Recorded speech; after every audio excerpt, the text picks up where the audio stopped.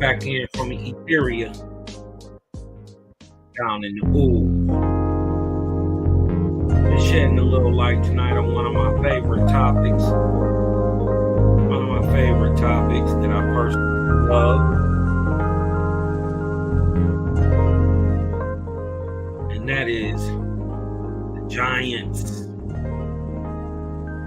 The giants. Homo sapiens gigantes.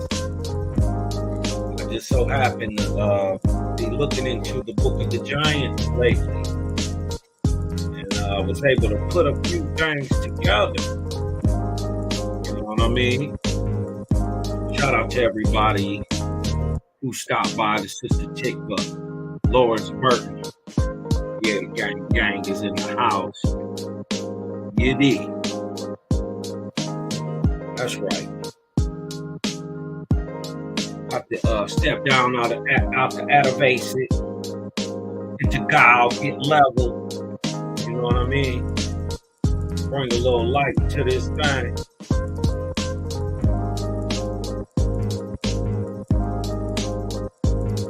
Got a couple of videos I want to show you. Right? But before we do that,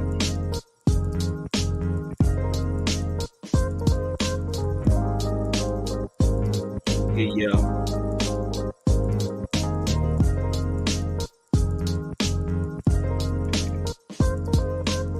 A little precept about the tallest, strongest people to ever grace the planet. What they look like, what was their nature.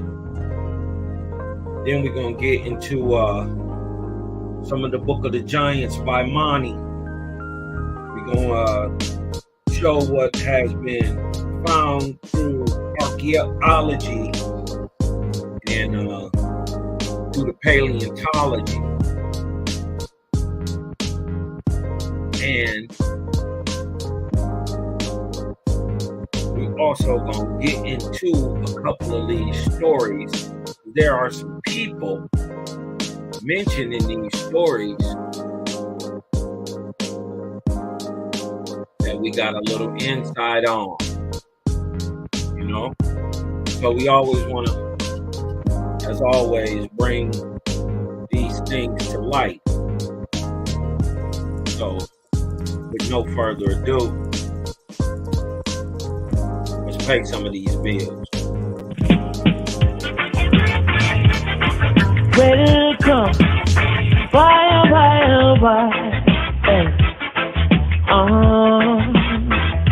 chronic, left, right, that's how does I come, left, right, ooh, yeah, boy. That's right. This is Jehovah Chronicles, lesson 27, Giants. That's right. We're doing big things today. Jaja boy back in the house. Iwata boy, you know what I mean? The son of Haonga. Come to spread a little light, cheer, and hopefully we can gain a little insight on the Giants. Shout out to everybody who came in and checked me out. on the lookout. Says shalom to all the dearly beloveds and beloved Cosmon Cal. Thank you. Thank you for coming through on the lookout. Shalom. Elijah 7. Yahweh Yah. That's right. Creator gang. You bring them, we raise them. That's right. Lawrence Burton, thank you for coming through. And my sister, you already know. Uh-oh. Big homie in the house. My big sister. And she'll beat you up. There's my Cali girl right there. Set apart, live my sister Ahuba. Lawrence Burton says, been loving the interaction between the two channels of you and Brother Sela. All praise the Most High Creator. That's right. Along with the calls in accepting the doctrine, along with the calls in accepting the doctrine of following the Creator. That's right. BC is in the house. Peace to the family. Jamia Curry. Shalom. Shalom. Asio. Halito. Namaste. Shalom and peace to the faithless family. Shout to all the righteous gods and Nirvanian goddesses. Creator. Gang. And with no further ado, we're not going to keep y'all waiting. Let your brother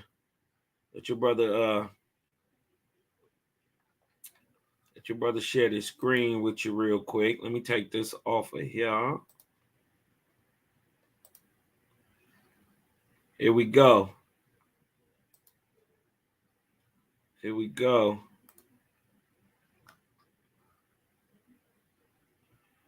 Let's see if we can blow this up just a little bit.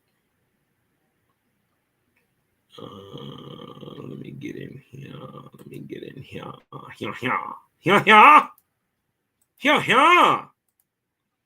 Okay.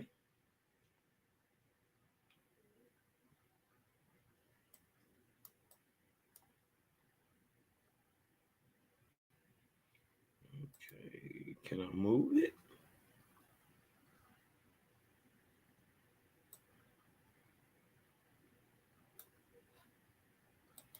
Let me see if I can move it a little bit.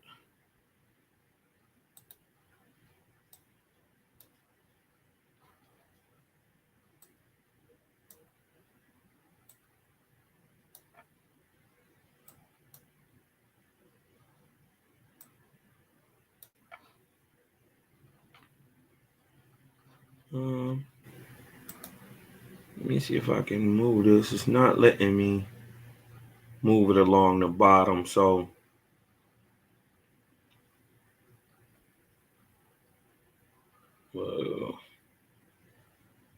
let's see how that looks.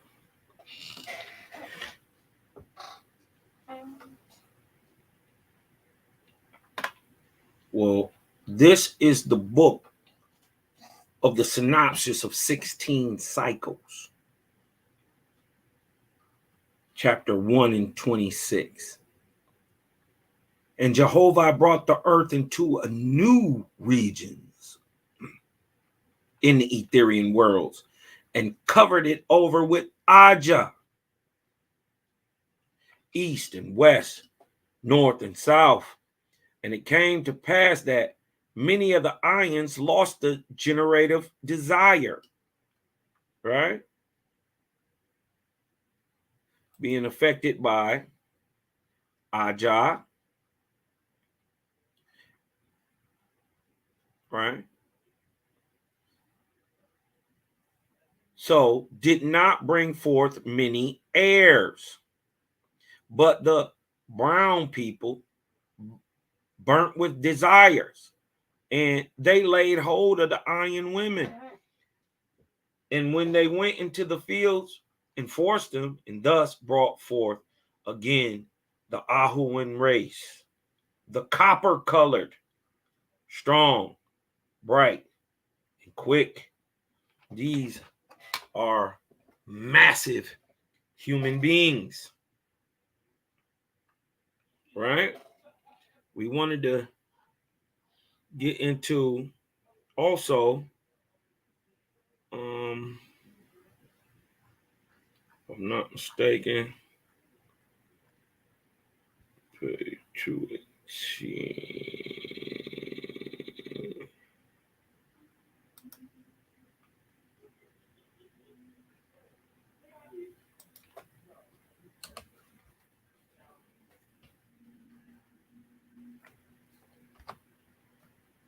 All right.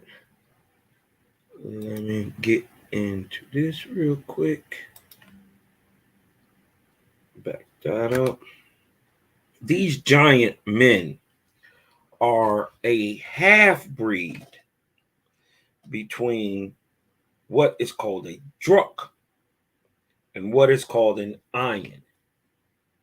Now, the only difference between the Druks and the IHUANs is with more Earth DNA, the Druks were physically larger, and the fact that the IHUAN could understand things of great spirituality while the other ones just couldn't get it.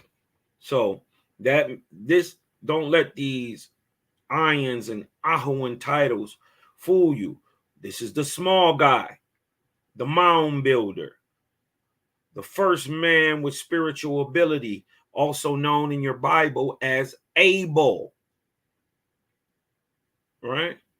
I want to show you also the Ahwans, the very first ones, 25,000 years ago, or circa 22,553 BC, after the Great Flood. Huh?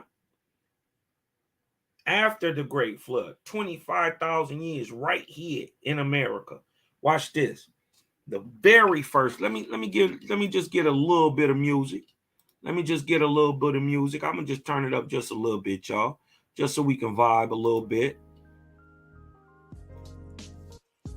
We'll vibe just a little bit. You know what I mean? Get into this real quick.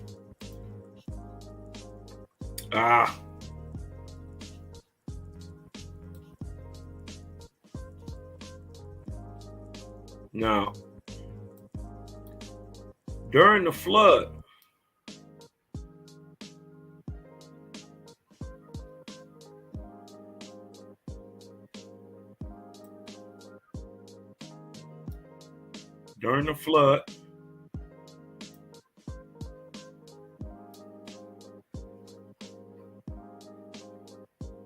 many of these Ahwans types were the cause for the genetic downfall and retrobreeding that was the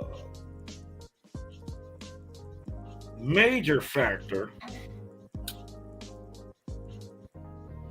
of the Creator bringing the deluge, or what is called commonly the flood, upon the planet. Because people were descending not only lower in spiritual grade, but they were descending lower in blood. You know what I mean? Like the Creator say, this was not a thing of understanding. It wasn't that they were stupid. This was a thing of the blood. You know what I mean? So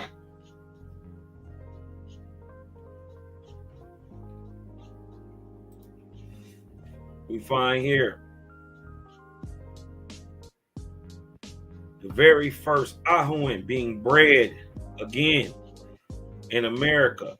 The Ahwans in America is the Angui. The IHUAN, the guy who gets it, right? Leaning Ahwans, so a big guy with spiritual ability.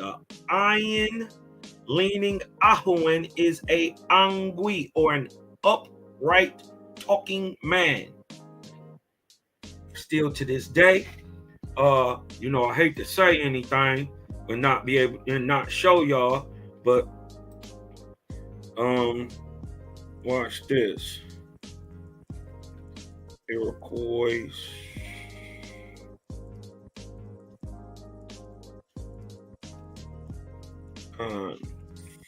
Confederacy. Right? These people are called the Haudenosaunee. Look, the Iroquois Confederacy dates back several centuries.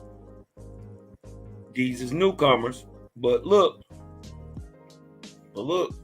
it's okay.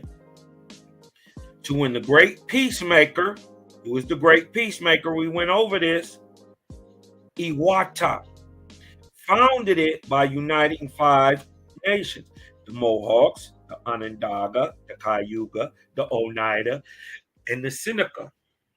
Around 722, the Tuscarora nation joined the Iroquois, also known as the Haudenosaunee. But watch this. Let me show you what.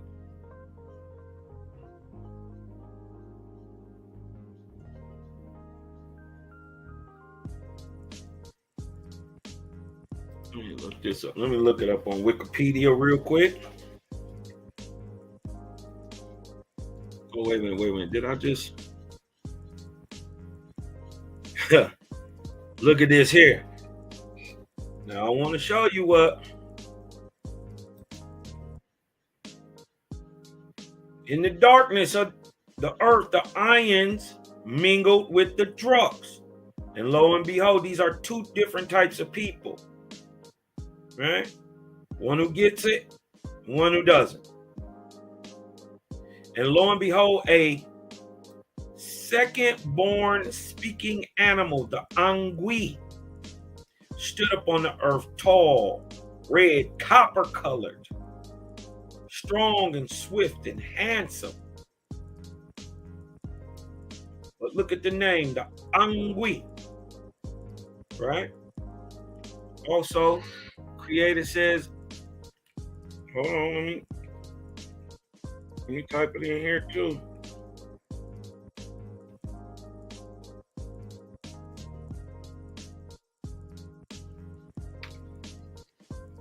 Look at this.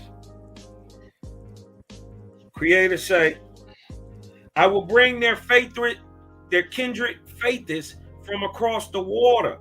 They talking about the Israelites. A wise speaking people who worship none born of woman. A people who do not war. So that knocks out everybody who is currently calling themselves Jewish or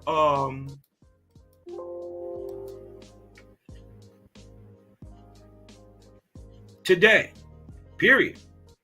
Because remember, the Creator's people don't war. A people who do not war, who do not kill off weaker nations. I will come in the Tinonachi, and the Hochicas, the Mahican and the Mohican, and I will come in the Iroquois confederacies. My hand shall reach around the earth in that day, and I will chase away all gods and saviors born of woman. They talking about today. And all men shall worship the Great Spirit only. But look, right? The Iroquois, I want you to see this, identify themselves as the Haudenosaunee. This is the people of the Longhouse. Or what? The Angui. Angui, meaning real human being. They still calling themselves Angui. To this day. To this day. You dig what I'm talking about? Cause mine don't tell you about nothing I can't prove and show. You dig what I'm talking about? I don't tell you about nothing I can't show. Now, I want to get into this video real quick, right? Let me go back. Let me go back a little bit. I want you to see it. I don't want you to say he over here making up stuff. You dig what I'm talking about? That the upright speaking man in America. This is in America, y'all. These are the very first 18 Negroidal tribes to touch America. Fresh out of the Guatamian stock of the Ma and the Ya, or what is commonly called the tribes of the Shi. These are the mound builder iron stock, the little guy, not the guy who built the big old pyramids and all that. But this is the guy who gave the big guy all his knowledge. Without this little guy, without the iron, the Angui, the Aboriginal American, clearly tells you we didn't build these big old things. Other people before us even built them. Now, mind you, this is after the flood. So these things are pre-flood. Many of these buildings are pre-flood. So here we got the Angui, the copper-colored man of America, right? And Owaspi telling you that they're going to be coming in the Iroquois and the Mohicans and the Algonquin-speaking people. Huh? These, the Haudenosaunee, right? The Angui, the Haudenosaunee, right? The people at the Longhouse still to this day call themselves Angui. Right? And these are Iroquoian people. It's not even till later, much later, that the so-called Cherokee become part of the Iroquoian nation. Much later. You dig what I'm talking about? Because the Cherokee are not an Algonquin people. They are Iroquoian. Okay. So let's go back into some of this, let's just get a overstanding a little bit on what's going on with all the tribes of people. You dig what I'm talking about? What's going on in the chat? What's going on in the chat? The chitty. That's right. That's right. None but love up in here. Create a gang. Shalom and blessing. Chanel. Shana. Yael Batya. Peace and shalom, sister. Thank you for coming through. Uh-oh. Newborough is a Jewish name. Liar. Hey man, Prim Morgan is a liar. Newborough's a Jewish is not Jewish at all. It's giving you something from the Creator. And decide if a Jewish person is giving you something from the Creator. Nope, you're not. And let's just prove Prim wrong real quick. Let's just prove him wrong real quick. Watch this.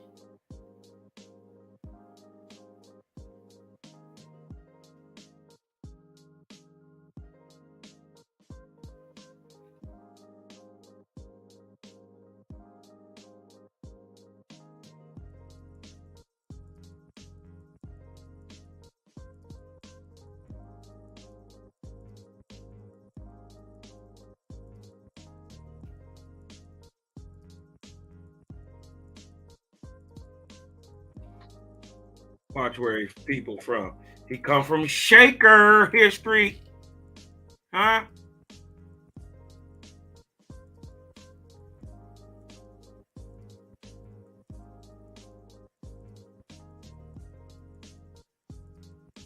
New Borough is not.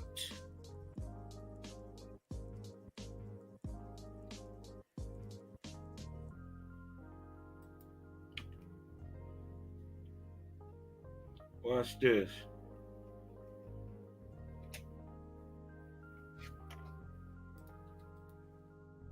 He lying ass and threw me off.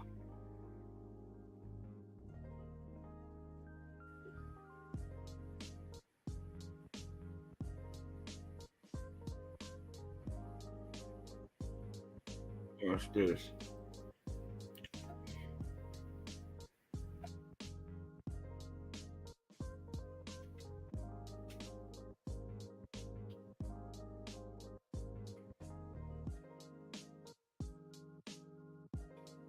Because his people is actually from England.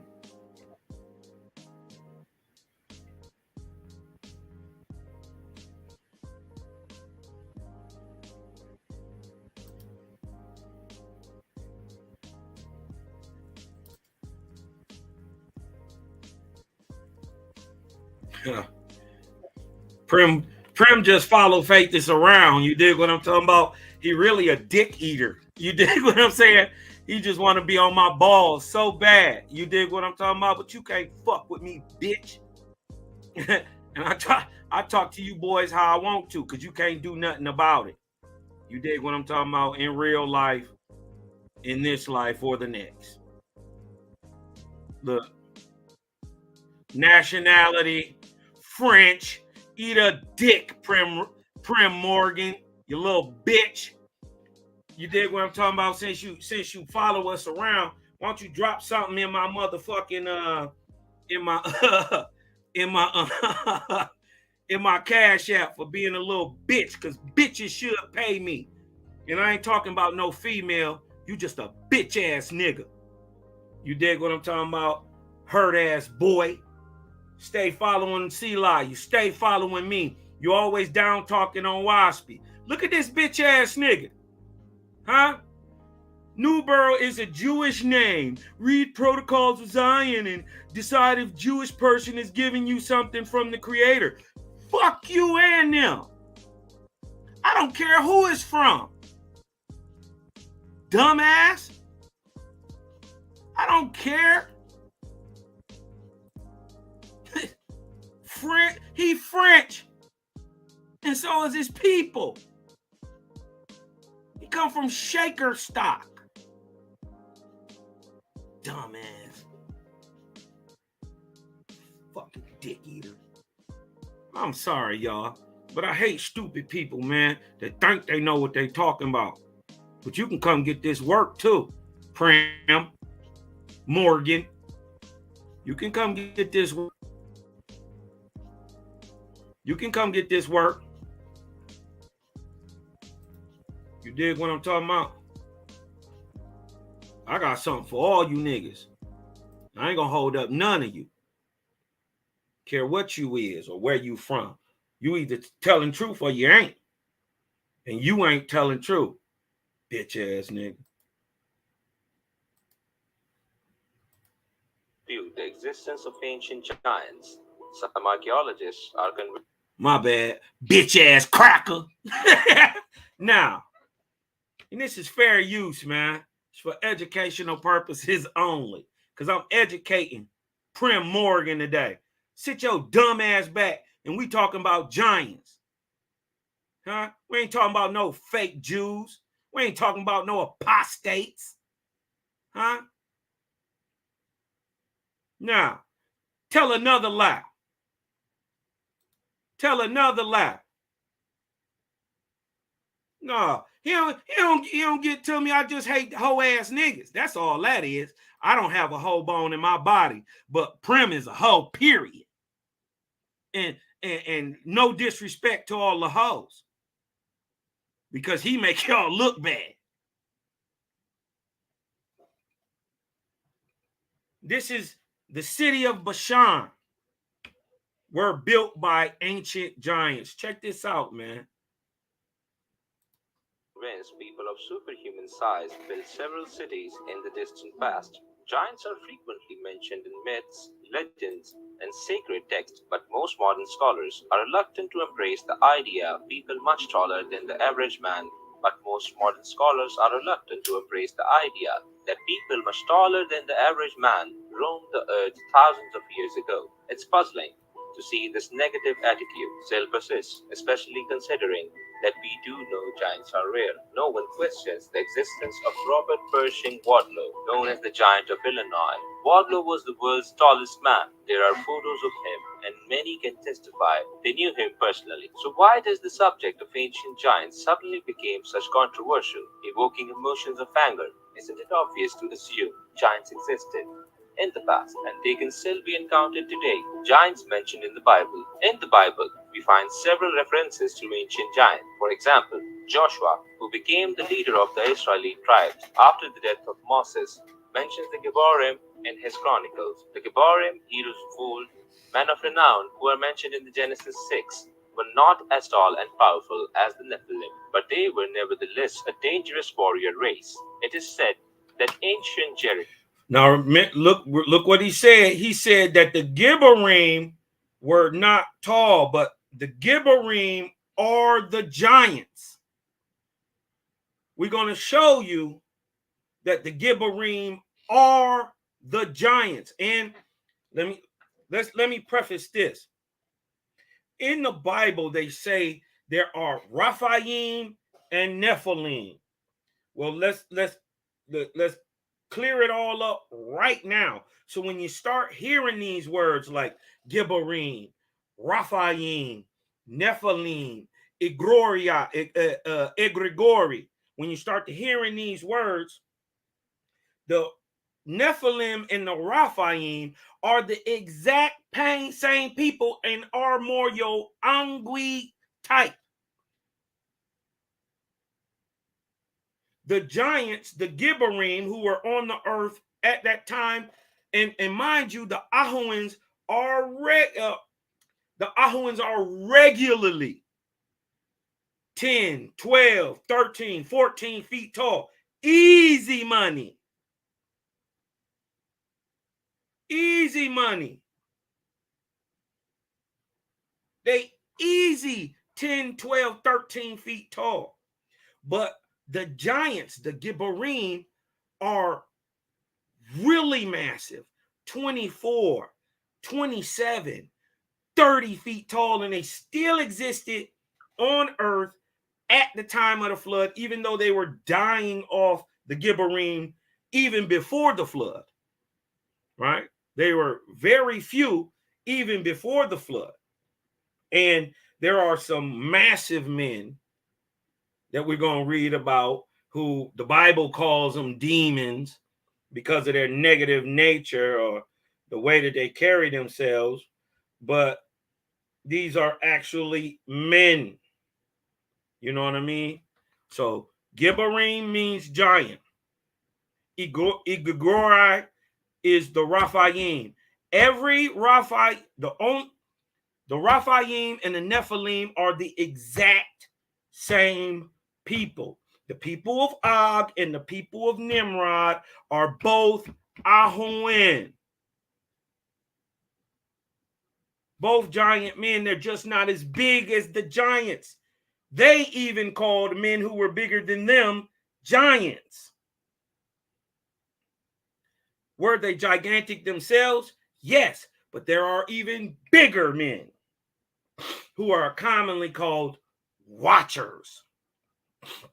Right? This is your Gibborim. Your Raphaim and your Nephilim are the exact same beings. The only difference between a Raphaim and a Nephilim is the Nephilim, who they call the fallen, practice circumcision, which they said was an ignorant thing, a dumb thing, hence falling away from the statutes of Baal.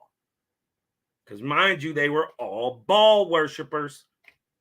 So falling away from Baal, they called, first of all, the leader of the Nephilim is Nimrod. Okay? The leader of the Raphaim before the 100,000 Giant War was Og. So we know who won that war, right? Especially if Og is the last of the Rephaim and king of Bashan, right? Let's get back to it. So I wanted to clear that up, that many of these men of lore are the Rephaim and the Nephilim, but at the same time, these giant 12-foot, 13-foot men are roaming on the planet. There are men bigger than them, 25, 27, 30 feet tall. Didn't we read in my stories on King Og that one of these Rephaim, you did what I'm talking about, 200 people, a giant who was bigger than the Rephaim. He was one of the biggest people there, ate 200 men. He ate them in one sitting. This was a massive man. But let's get back to it. In his Chronicles, the Giborim, heroes of old, men of renown who are mentioned in the Genesis 6, were not as tall and powerful as the Nephilim, but they were nevertheless a dangerous warrior race. It is said that ancient Jericho was the city of giants. Your Giborim would equate to your Titan in those days, and also after that. When the sons of God, your Rephaim would be your gods, your Nephilim would be your falling angels. Mighty men, which were of old, men of renown. Genesis 6:4. There are also several biblical stories dealing with the Rephaim, another group of giants described as a mighty people with tall stature. Look, I can't even bring it out. They're bringing it out. Another mysterious race mentioned in the Bible is the little-known Dietary people, sometimes also called the Titanu or Tidanu. The Didanum people were the ancestors of the Nephilim and Rephaim. From the book of Deuteronomy, the fifth book of Christian Old Testament, where it is also known as the fifth book of Moses, we learn that giant king of Bashan ruled over 60 cities built by the huge Rephaim. Bashan is frequently mentioned in the Bible. It is the northernmost region of the Transjordan, located in what is today known as Syria. Archaeologists who have examined the ruins from in this region can say with certainty these cities were not constructed by people similar to modern man. Ancient cities of Bashan were built by giants. In his book, The Ancient Bashan and the Cities of Og, Kyle Graham writes that the streets are perfect, the walls perfect, and what seems more astonishing, the stone doors are still hanging on their hinges. Some of these gates are large enough to admit of a camel passing through them, and the doors are of proportionate dimensions, some of the stones of which they are formed being 18 inches in thickness. The roofs also are formed of huge stone slabs resting on the massive walls, all betoken the workmanship of a race endowed with powers far exceeding those of an ordinary. Okay, so tell me, why do you build 10, 20-foot doors? Why do you build 15-foot doors? Because 15-foot men, because 13-foot men are walking through them. Our modern doors are about 8 feet. 7.5, I'd say. Why would you need a door 15 feet tall? Double. Because you're very big also. Just take it in. Man, and give credibility to the supposition that we have in them dwellings of the giant race that occupied the district before it was invaded by the Israelites. Graham points out that the houses in the cities of Bashan were built of such huge and massive stones that no force which can be brought against them in that country could ever batter them down. Rev. J.L. Potter, who also visited the ancient ruined cities of Bashan, agrees with Graham and thinks the mighty Rephaim built these cities. Hold on 1 second. BC asks, is it true we developed meat eating from giants? That is a partial truthism. What I want to tell you is, you have ancestors who ate meat, like the Druk. Everybody has Druk heritage. Everybody also has Iron heritage, and everybody also has IHUAN heritage. So some of your ancient ancestors were meat eaters from the start. These were your warrior type tribes. Everybody has Druk, IHUAN, and Iron in them.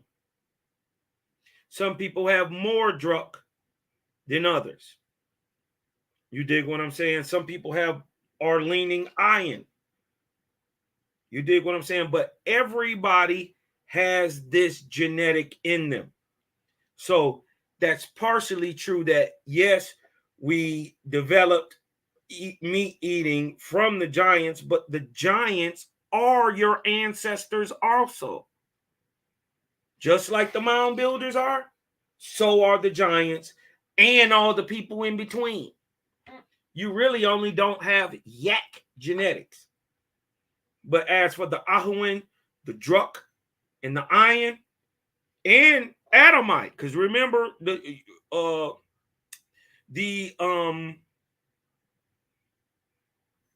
Iron is half Adamite, half angelic being, or half Adam, half Eve. You dig what I'm talking about? So yeah, great question, BC.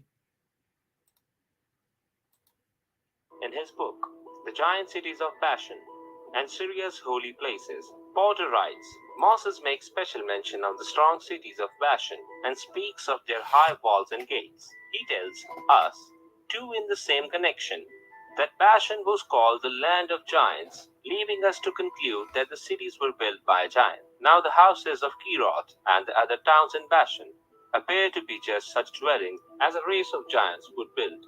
The walls, the roofs, but especially the ponderous gate, doors, and bars are in a way of characteristic of a period when architecture was in its infancy, when giants were mason, and when the strength and security were the grand requisites. During his visit to Keroth in Israel, Rev. Porter measured one of these ancient doors.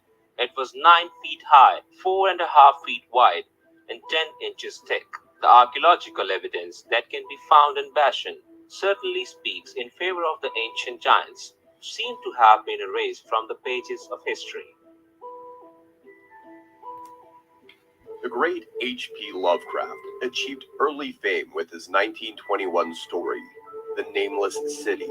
It tells the story of Abdul al-Hazarad, an Arab scholar whose quest for the secret.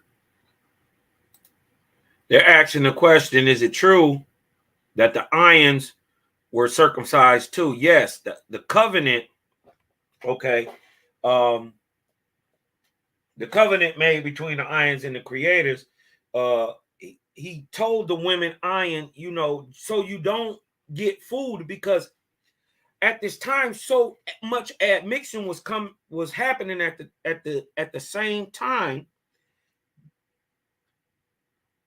There were people of every so-called race who had this iron in them, right? And for the ones who were spiritually enlightened and could mix in, the Creator made a covenant with the female iron, that so she would know who to breed back with. He commanded circumcision, so you would know without a doubt, okay, I can mess with him, we can have kids. You dig what I'm talking about? And there wouldn't be no mix-up. But hold on, there were Ahwans who could get it. Iron leaning Ahwans. There were Druks who eventually got it, even though the Iron for the most part didn't mix with them, but they did too. And this is how, like I just showed in the cosmogony or the synopsis of 16 cycles, that the Iron mixed back with the Druk. after the flood to create the new Ahwans, because the Ahwan is a Druk, half Druk and half iron. But if you wiped all the Druks off the planet, right, with a great deluge circa 22,553 BC, the year of the great flood, right? If you wipe them off, how are we still in the time of or the Ark of Noah, and we see the Ahwans back on the planet if you killed off all the land Druks? What you must understand is the Druk was already in the iron. So to create a whole new Druk or a person who didn't get it, all you had to do was keep breeding. There were going to be people who are on the incline and people on the decline. The people on the decline tend to be larger, but it is through this hybrid breeding that creates what's called hypostasis. I hope I'm saying it right.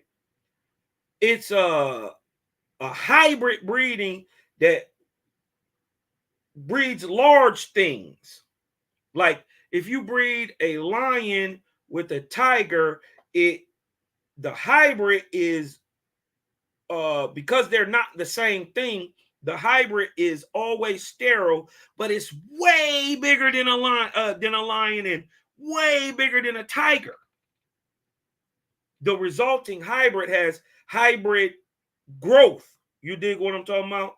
That same thing happens when, or can happen, when two types of the same species. Remember, the Druk and the Ahwan are men. And because they can mix, their progeny or their kin go on to be able to produce an animal or a human that can reproduce. This is why you don't see wolf dogs all in the world, because a wolf and a dog are not the same thing. And even though they can breed because they are in the same genus, they are different total animals, and hence every single time in the world a dog mates with a wolf, the resulting puppy is always sterile. So there are no natural wolf dogs in nature, right? Because a wolf has always been a wolf and will always be a wolf. A dog has always been a dog and will always be a dog. And even if they mix, the resulting hybrid cannot reproduce everywhere, all the time. Right?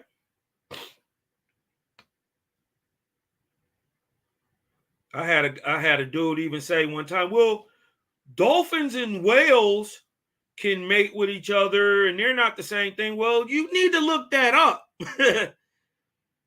Because dolphins and whales are in the same species. Yes, they are. So I brought that out for the brother. You dig what I'm talking about? He was amazed. But let's finish this up real quick, because we got some stuff we want to get into. We want to get into Mani's book too, the Book of the Giants. Let's get into that too. Let's go. Of black magic led him into a remote, forbidding area of the Sahara Desert. There he stumbled upon an ancient city, unknown to the outside world, a center for sorcery and witchcraft, inhabited by jinni and afrits, the ghouls and demons of Semitic folklore, passing through the dark streets and among the lofty columns of Iran. As the gloomy city, see how they fantasize it, twist the story up. You dig what I'm talking about? These were men that are now demonized instead of deified. Entrusted him with a thaumaturgic tome, the Al-Azif, but translating its horrific text into Latin as the Necronomicon proved too much for Abdul, and he went raving mad before completing his task. While most readers assumed the nameless city was was an entirely original creation of Lovecraft's fertile imagination. He actually based it on ancient Arab oral accounts. Bedouin myth described Iram of the Pillars, Ramudat al-Imad, as a large, deeply prehistoric metropolis built after the Great Flood by a race of giants, the Ad al-Jan, in an uninhabitable area of the Arabian Peninsula, known Hey.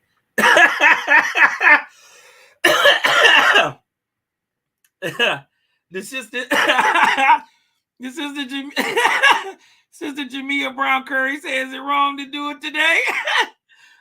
No, it's not wrong. Creator said most people have the ability for suicide, most likely today, but there are people who are genetically on the downtrend.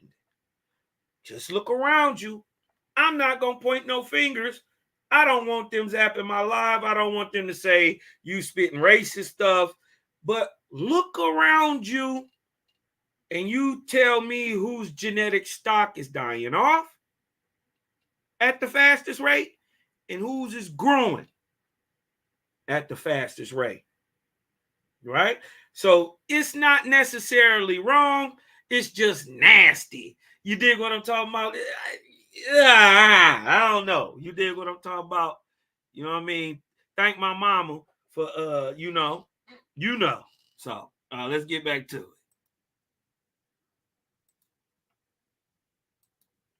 as the Rub al-Khali, or empty quarter.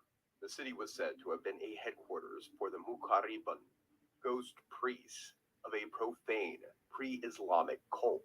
They worshipped Hadulu, Lovecraft's Cthulhu, mentioned as a devilish conception in the fragmentary Al-Qadif manuscript, which became the short stories author's Al-Azif.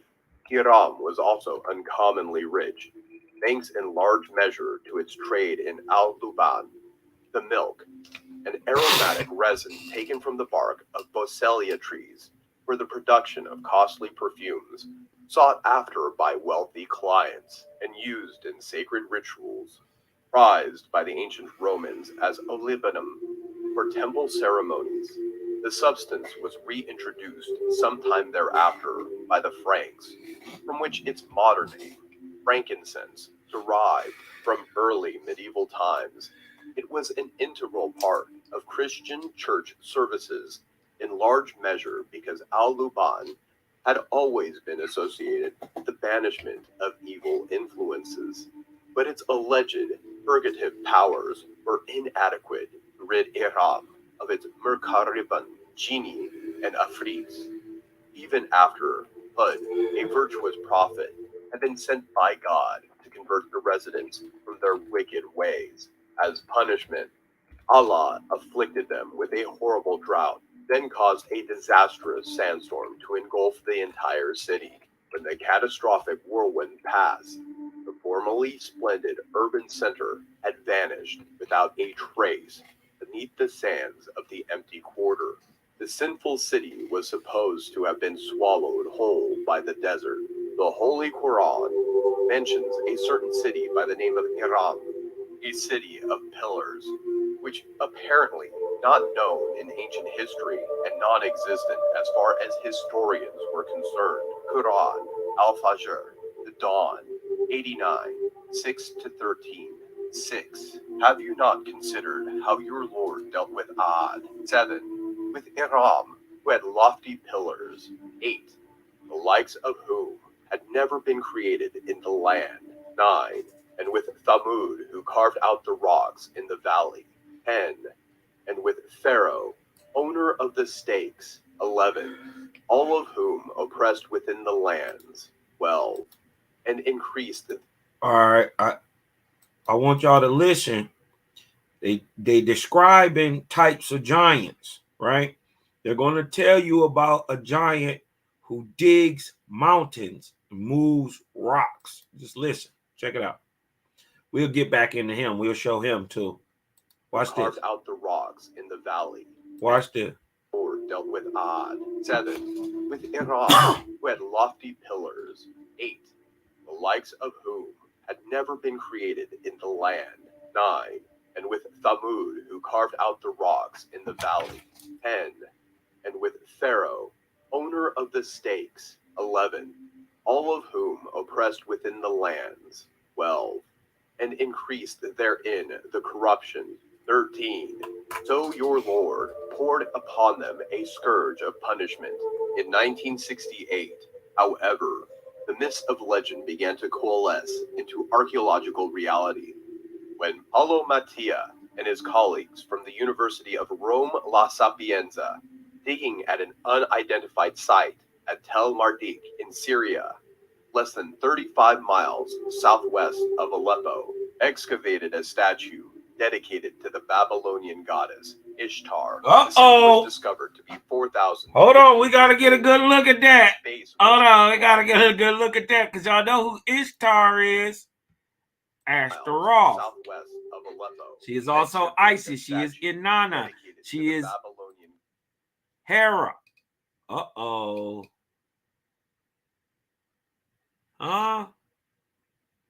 See the locks? She got locks. Look at that big old nigga nose and them big old lips. Huh? This is the consort of the Canaanite deity Baal. This is the Persian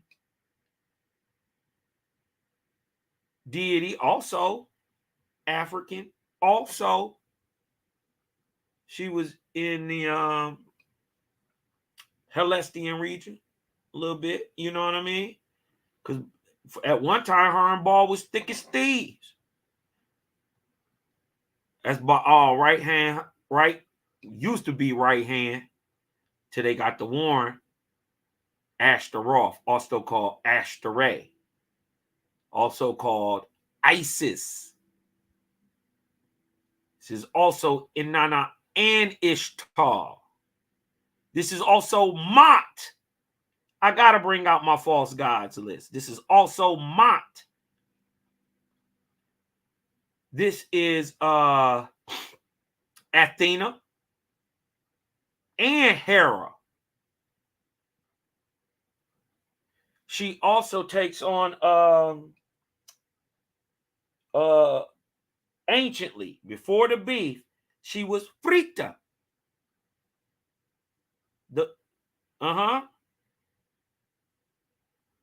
Before the name was usurped again and used again, she was Frita.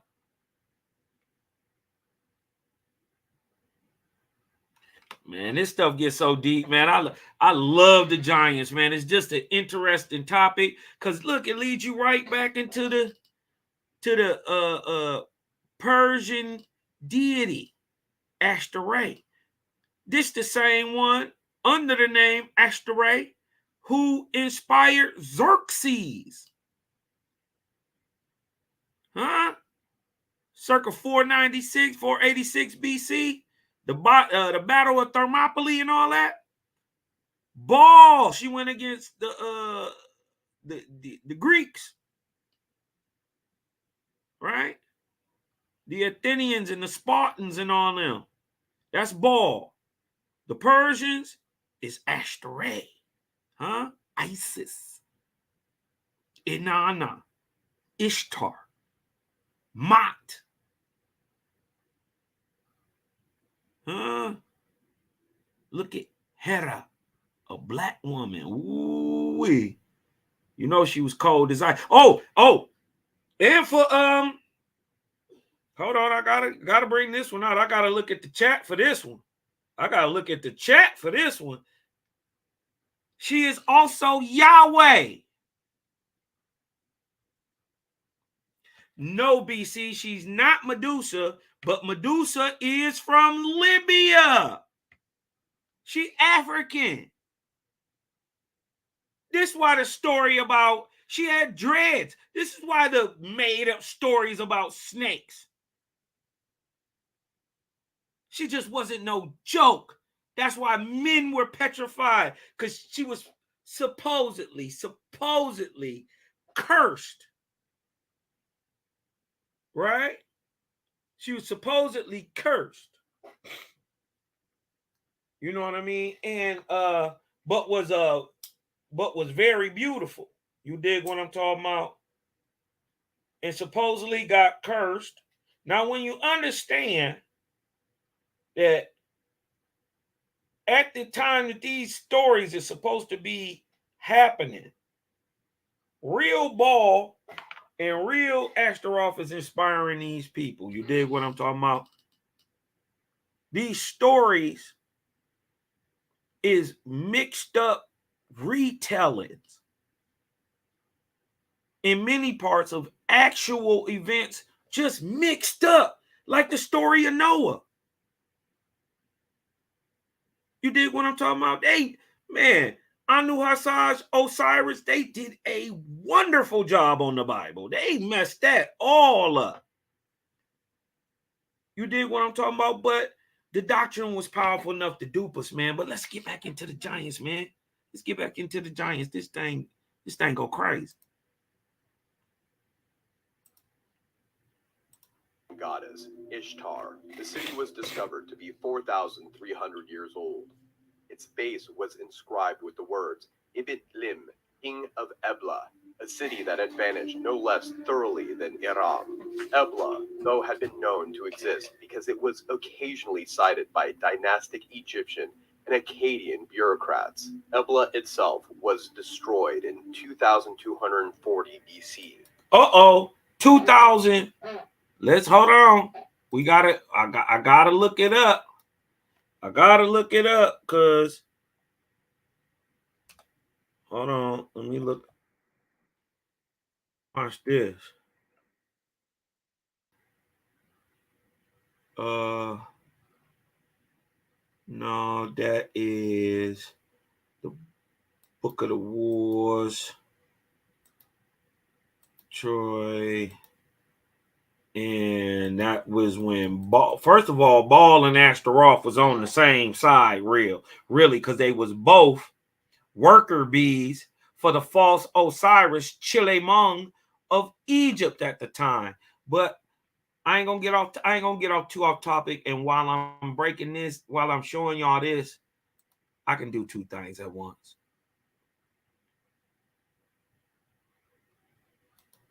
When Saru Kinu, Sargon of Akkad, overthrew Sumerian civilization, the city was thereafter reoccupied by a Semitic people, the Amorites, who restored enough former prosperity to make it the target of another conqueror, the Hittite king Versili I in 1600 BC. His attack represented a death blow from which Ebla never recovered, lingering on as a small village until the 7th century AD. When its ruins were finally abandoned and covered by the sands of time. But during exhaustive examination of the Tel Marduk tablets, archaeologists were surprised to find documentation of the legendary Iram, which the Elbaites clearly knew as a real place where they engaged in trade for many years. They referred to it as Iruma, the city of towers, which subsequent traditions garbled as pillars. Iruma, or Iram, was actually a title bestowed on the city, just as New York is today known as the Big Apple, or Chicago is called the Windy City. The lost city's real name was Ubar, or Ubar of the High Towers. The Ebla inscriptions also refer to Iruma Ubar as a cult capital where all the profane arts of black magic and thaumaturgy flourished, just as portrayed in Bedouin myth.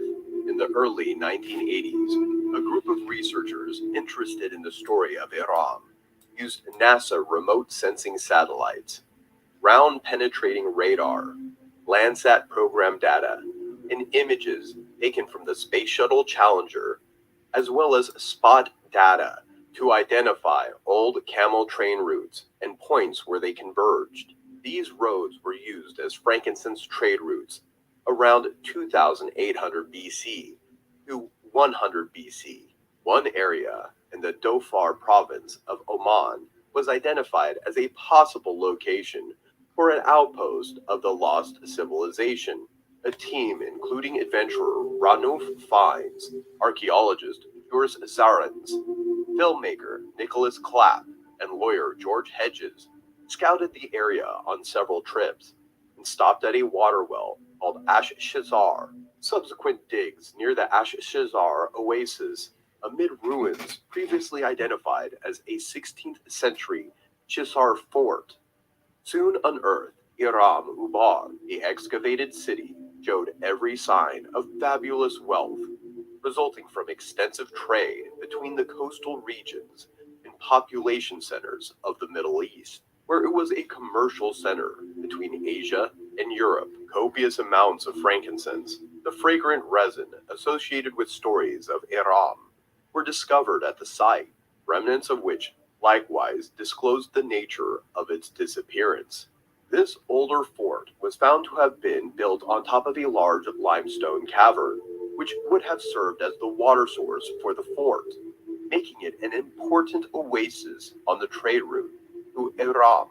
As the residents of the fort consumed the water from underground, the water table fell, leaving the limestone roof and walls of the cavern dry. Without the support of the water, the cavern would have been in danger of collapse, and it seems to have done so sometime between 300 and 500 AD, destroying the oasis and covering over the water source. 4 subsequent excavations were conducted by Dr. George Zarans, tracing the historical presence by the people of Ad, the assumed ancestral builders of Iram. If, as Arabic myth relates, the Ad al-Jan, Ad, built Iram 5 generations following the flood, that would place its construction at around 2975 BC. Again, this date coincides remarkably well with organic materials retrieved from Ubar, where carbon dating analysis established the city's completion shortly after the turn of the 3rd millennium BC. The Ad al-Jan builders were themselves described in Bedouin folklore as a tribe of Adites, remarkably skilled architects and builders who raised great stone monuments. Even today, rural Saudi Arabian tribes refer to any ancient ruins of prodigious size as buildings of the Adites. The Adites are regarded as the earliest inhabitants of Arabia and referred to as red men for the light color of their hair. Several accounts of Atlantis, Egyptian, Irish, Winnebago, etc., depict the Atlanteans, at least in part, as redheads. It would appear, then, that 5th-generation survivors from one of several natural catastrophes that devastated the kingdom of Atlantis 50 centuries ago built Iram Ubar in what is today the Dhofar province of southern Oman.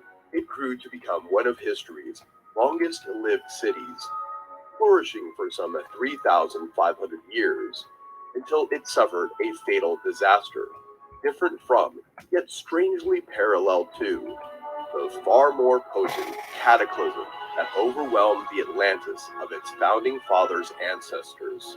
If you enjoy this video and want to see more like it, please consider subscribing to us and hitting the like button. Feel free to write a comment below and suggest which theory you want to see next. If you'd like to further support this channel, please consider joining. Our membership link will be found in the description box below. We appreciate your support. Yeah, so we just wanted to, build up a little, what our knowledge is commonly about giants. You dig what I'm talking about? Because what's commonly known is just a drop of what a waspy, brings out. But I want to get into the Book of the Giants, right? This is the Manichaean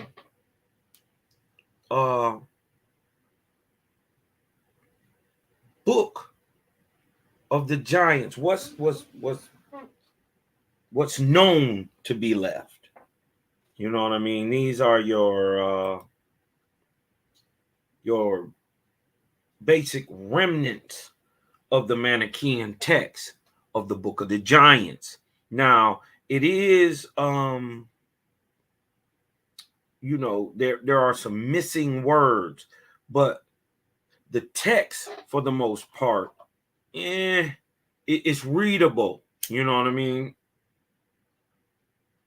So, but we want to show what's there, and get into that and see if, let me see if I can blow this up some. Is there a way I can do this?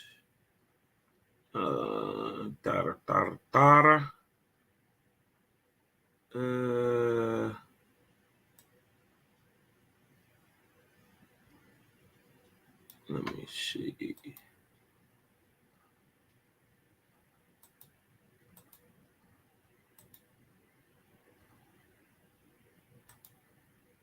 Okay. I hope that's better for everybody, because I don't want anybody to get the wrong idea about me. So, this is the Manichaean book of the giants, right? And look again. Here we go. A Huguenot. These are the French conversos, right? So, another Frenchman. You know what I mean? But this guy, you dig what I'm talking about? Beausobre, right? Beausobre, a French Huguenot, you dig what I'm talking about, is a converso. So this guy, Beausobre, could be from forced Jewish ancestry. Because remember, these people were forced to convert in the Reconquistas and all that stuff. It was either you was going to change to Christianity or you was going to die. So many Islamic people who were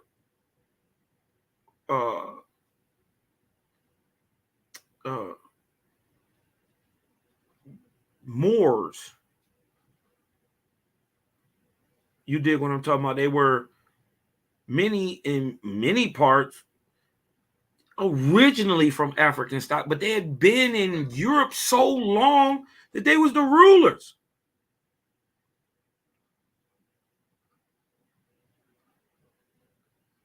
This is what they won't tell you about Europe.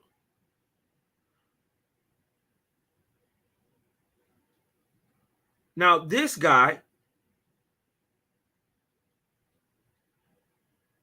could be of Jewish ancestry. Beausobre, being a Huguenot, these were the people who were forced converted into Christianity, who later bring up what we know today as Protestant. These are your pre-Protestants. These Huguenots were also shipped to America along with the Jacobites. These Huguenots along with the Jacobites. So yes, this guy can be of Jewish ancestry. Why? Because it's noted that, but he could also be of Islamic ancestry. But who gives a damn? We talking about his work. You dig what I'm talking about? I don't care what his skin color is. Look what it say. Isaac de Beausobre, the Huguenot author of one of the best books ever written on Manichaeism, which is the Histoire critique de Manichae et du Manichaeisme, Amsterdam, 1734-1739, was the one to make, hold on, let's get a little, let's see if I can,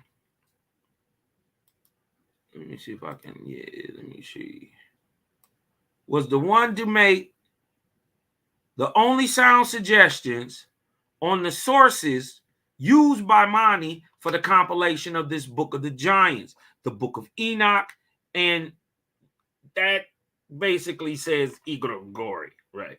But it's Greek. I don't read Greek. Which Canaan, a great-grandson of Noah, discovered lying in the field, volume 1, 429, number 6. The latter work has been identified by Alfaric. Well, we all heard of Alfaric. Les Écritures Manichaean 2 and 32, with the book whose contents are briefly indicated in the Decretum Galsanium, Galacinium, Liber de Orgris nomine gigante que post diluvium cum dracone ab heretasis pornace per hibuter apocryphis, which basically means the book of the giants. Of the book of Enoch, which was composed in the Hebrew language in the 2nd century BC, only an Ethiopic version, a few Greek fragments, and some excerpts made by the Byzantine chronographer Georgius Silenus, survive. Mani, who could hardly read the Hebrew, must have used an Aramaic edition based directly on the Hebrew text. See, notice below, he used the name Samyaza. We go, now remember we talking about giants. I'm going to show you who this giant is in the Enochian text, and then tie it historically or tie it to another text, another primary source, talking about Samyaza, Samyaza, Shamziad. You dig what I'm talking about? It's the same name, Samyaza, Samyaza. It's the same name. And we're going to show you how we know this guy is the same as Samyaza of the Bible and Samyaza, right? This guy is also not a man. Why? Because we know who his son is. Watch this. He quotes mainly from the first part, which Georgius calls the first book of Enoch on the Egregori, but shows himself acquainted also with the subsequent chapters. Now it is noteworthy that Mani, who was brought up and spent most of his life in a province of the Persian Empire, and whose mother belonged to a famous Parthian family, did not make any use of the Iranian mythical tradition. There can no longer be any doubt that the Iranian names of Hu, Sam, and Nariman, etc., that appear in the Persian and the Sogdian versions of the Book of Giants did not figure in the original edition written by Mani in the Syriac text, in the Syriac language,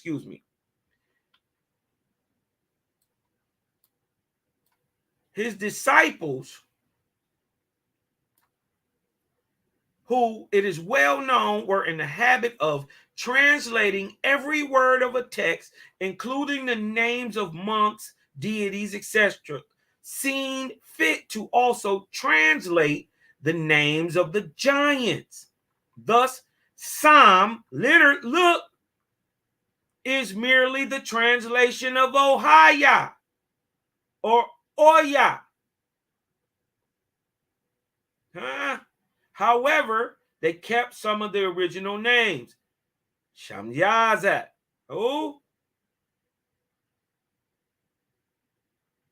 and adapted some others like Wog. Right? But let's look. That name should sound familiar if you watch the Nimrod. If you watch my Nimrod, it went so deep. It was like 4 different shows. But let's see, because remember, we know that Sham or Sa'am is merely the translation of Oya. Well, Oya and Haya or Hahaya or Ahaya are also in the apocryphal book of Enoch also. But let's see who Ohaya or Oya is, right? Because that should sound a little familiar to you. Because remember, we was just breaking down the 100,000 giant war and who was there, right? So let's go again. Remember, Oya is Sam. But we go into the lost book of Og, and we find here Oya, spelled the exact same way. Hold on, wait a minute. We got Oya right here, spelled the same way, showing up to 100,000 giant war. And let's read about Ohaya or Oya. Oya, remember, is Sam, right? And Sam is the son of Naraman. What you're going to find out is Naraman is Shamizad, is Jamizaya. Samyaza, excuse me. Samjad is Samjaja. Samjaza of the Bible is Shamja. Right here. Watch this. Because how we know? Because Naraman is Sam daddy. Who is Sam? Oh, who is Sam? Oya. But let's look, hold on. Let's tie it up a little bit more. Let's get into Sam. See, we know Sam is Oya, right? Transliterated, Sa'am is a mythical hero of ancient Persia. Here we go, starting to line up. And an important character in the Shahnameh epic. He was the son of who? Nariman, grandson of Gashwap and father to Zal, who's Iran's champion during the rule of Feridun, Manichaean, and Nauza, right? And Sam is the father of, if I'm not mistaken, Ratsam. Now, I always thought Ratsam and Rautseg sound very much alike. And if you read Owaspi and you know who King Rautseg is, boy, could this story have some... But hold on, let me show you a little bit more, because I ain't got to make none of this up. Nariman, Persian, again, is an ancient Persian name meaning faith and brightness. The name was first referred to in the historic Shahnameh of Ferdowsi as son of Gershaps and father of Sam, Oya, who himself is the grandfather of Ratsam. Didn't I tell you? Sam is the grandfather of Ratsam. This the greatest, this like the Persian Hercules. And he a big nigga too. Ratsam, y'all, one day we'll get into Ratsam's story, man, because he was riding through. He had a horse that could talk, and fight and and you know what I mean? He had a dog ass horse. And, you know what I mean? Saved his life, killed a lion. He had a horse who killed a lion. So now we know Nariman. First of all, let's look what we know. Sam, right? Let's look. Hold on.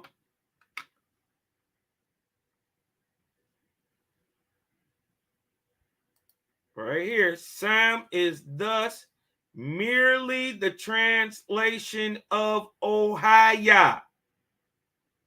Right? Sam, father is Nariman. Nariman, the name left for Nariman. Right? The father of Ohaya is Shamzad. Shamzad. Shamzaja. Samyaza. Samyad. Samjad. Samjaja. It's the same name. And we know this guy, Sam, is Ohaya. Right? We just found out Sam's father is Nariman. Nariman's name was left alone in his Shimzaza. So, Shimzaza, Nariman, is the father of Ohaya. Putting it together. Hold on, let's go back.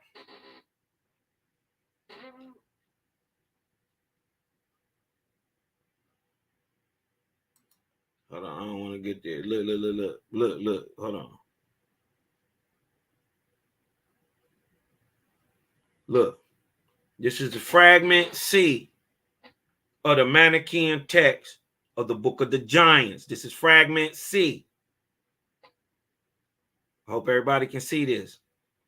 There's these little dots, dot. That's where the text is actually missing.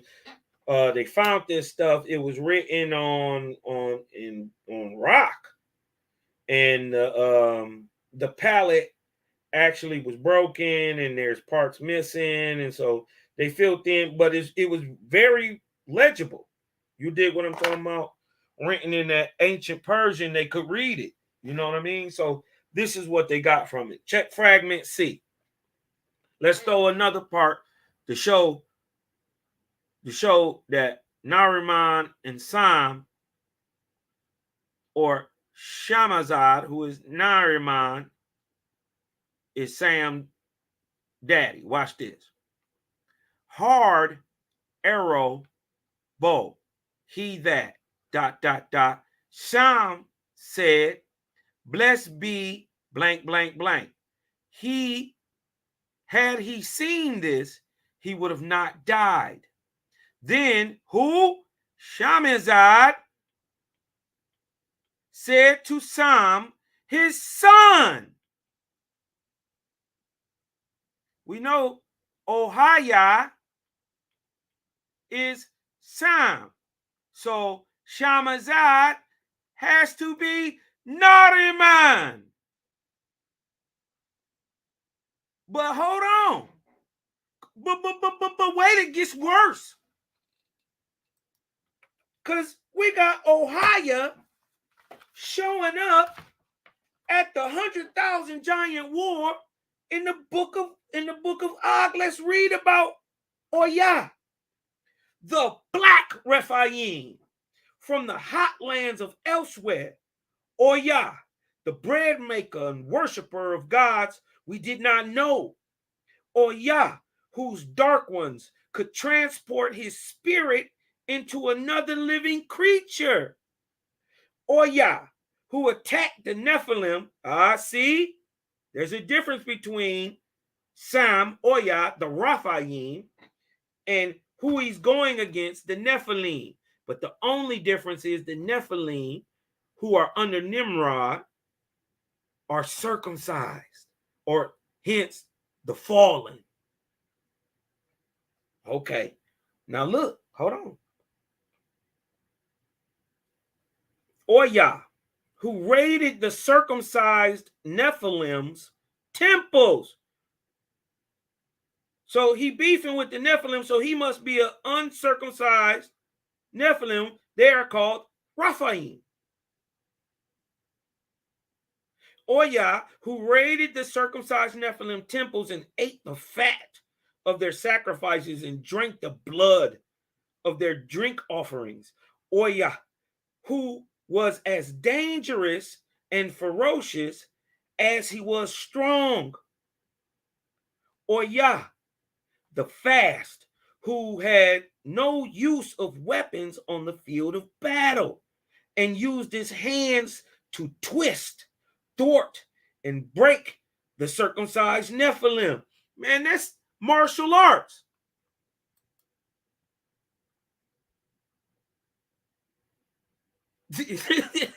Yeah, the projects. Yeah, you're right. You're right. But look, and they say, oh yeah, this is the Persian now. Remember, this is the Persian hero. Sham, Oya, is a black Rephaim. Uh-oh. I keep telling y'all, Persian means Negro.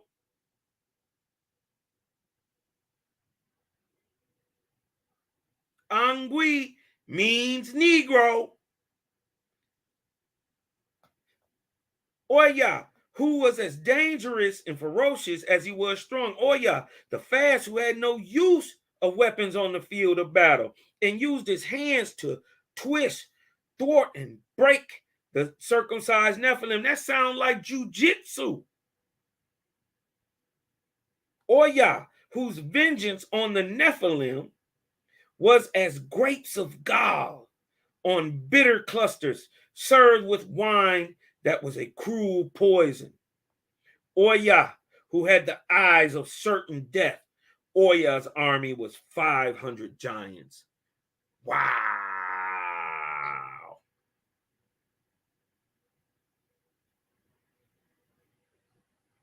Look, but look what it say.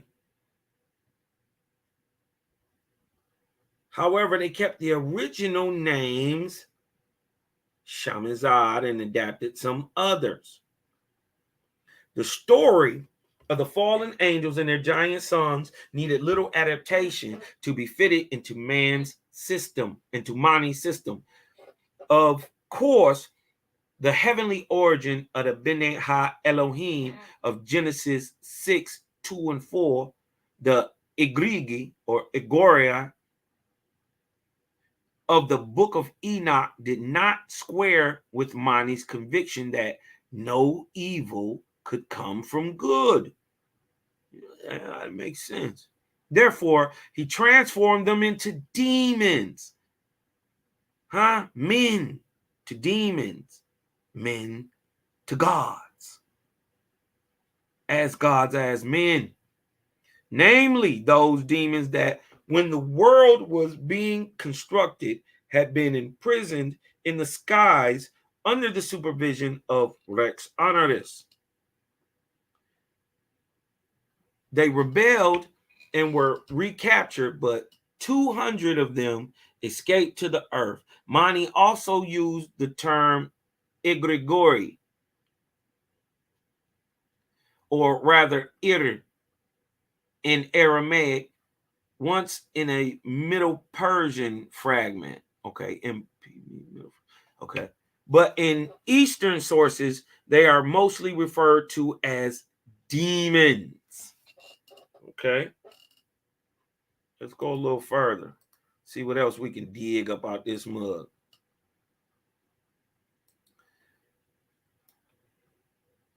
The puzzling clause of Genesis 6 and 4, the Nephilims were on the earth in those days, right? So the Raphaim, who had circumcised themselves, was on the earth circa 23053 at the beginning of the Ark of Noah.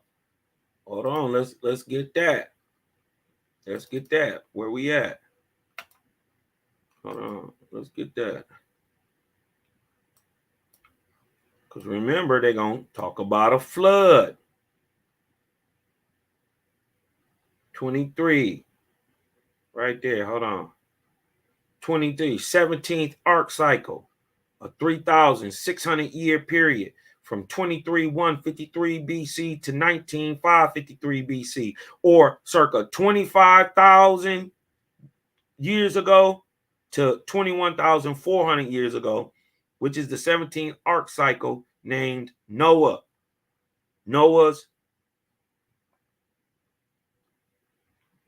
ark, Noah's ark, the ark of Noah is the 17th after the creation of man with spiritual ability,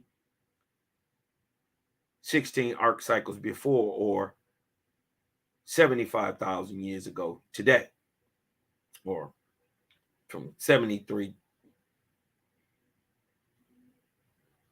370 to the beginning of the Cosmon era, because we way down here in 25th right now. We 174 years into this day. Look at all that history to get back up here to an onion. And then here go your 6 days of creation. This is actually 2 arc cycles. This is 2 arc cycles. This is 2 arc cycles. This is 2 arc cycles, or 24,000 years of Gadol period. And look what was created in the first 6,000 plants was created. He created the air first. Y'all keep forgetting about that. How you make air? Your Bible tell you how to make air. How you make an atmosphere. How you keep it held down to the earth. Then the serpents. Plants. Then the serpents. Then animal life, what we would call mammalian life. Then the beast man. But look, let's get back on Monty real quick. Let's see what he talking about. When the egregori descended, the animals or proto-animals were already in existence. What does they talk about? What proto-animals? What proto-animals? These ones. 6,000, 18,000 years before these egregori, these watchers, these giants come down to the man. Look, right on time. We got animals created. Here we go. And look at Asu, Adam, in the last 6,000 years. Bringing up the rear. And he was dumber than all the rest of them before him. But it is what it is. You dig what I'm talking about? Let's, hold on. Let's get back. Mani confused Nephilim with Nephal, right? Who rightly referred to the formula of abjuration, where the giants and the abortions are mentioned in one breath. In Manichaean parlance, abortion is synonymous with animal. Well, more than 66% Earth DNA makes you what? Beast-like. So that makes sense. You dig what I'm talking about? That makes sense. If you ask me, that makes sense.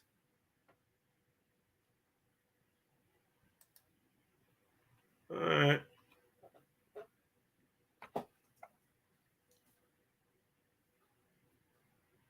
We are, therefore, hold on, let me see if I can highlight that.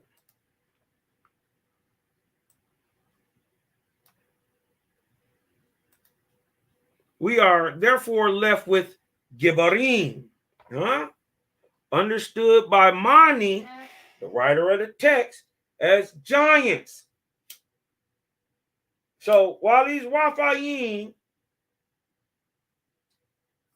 and Nephilim are running around on the earth, we just seen Ohio or Oya, Sam, the great Persian hero, and him daddy fighting with Og and them. You're starting to see the line or the see they say birds of a feather flock together. Now, what is the common denominator of all these people that we're talking about? They big as hell. They all known as quote unquote giants. Huh? Some of them even known as angels. When they say Nephal, they think they fell from heaven. They was definitely inspired by demonic Jujan spirits that most likely have fell from heaven. But shit, the lowest heavens is right on the earth. So this nigga died and tumbled off the corner and started inspiring these dudes, man. These guys was evil. They ate men, roasted babies, and ate the babies, and then made men eat their own children. Oh man, y'all better go back and look at them Nimrods. That was some sick stuff. Listen, man. Look, we are therefore left with the Gibborim, understood by Mani as giants. He probably used the equivalent Syriac word Gabare, which his disciples translated, I can't read the Greek, as Al-Jabare in Arabic, Middle Persians and Parthian Kawan, Sogdian Kewis. I don't know what that is. That's Kawa, right? And in Sassanian times, the words derived from the Avestan Kavi were generally understood as giant.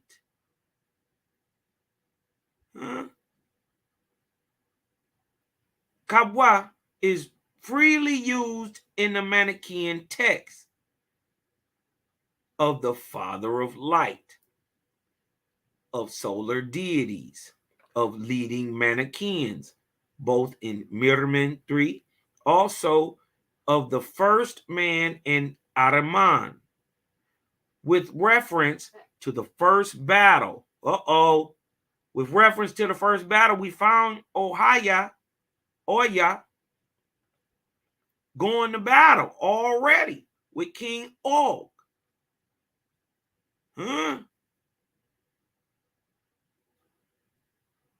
Which therefore could have been described as I don't know what that is. However, the word Kawa, we know what this means giant, is applied only to men and such beings as are imagined anthropomorphous, where one would translate Hivash as monster. The Iranian equivalent is Mizan. Thus, the Ivash, I can't say that. Kefialala, Kafalia, 113 notes, whose breathing operations are responsible for ebb and flow, right, is called Mizan-e Shriji in Middle Persian. Accordingly, Middle Persians, Mizan, adjective and noun, and the related words Pal, Mazan, Mazanig, and Zogdian, Mizanio, and Avesta, the Mazania, should be rendered as monster or gigantic monstrous.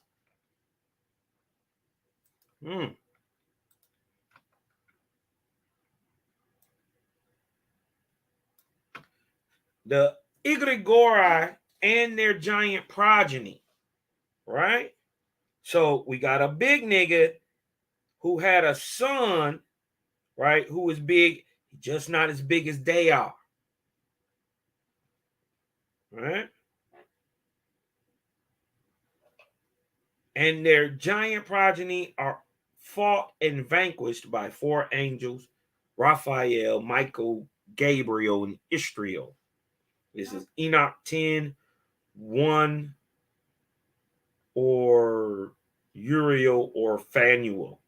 In the book of the giants, they are called the 4 angels. They are frequently invoked by name in Manichaean prayers.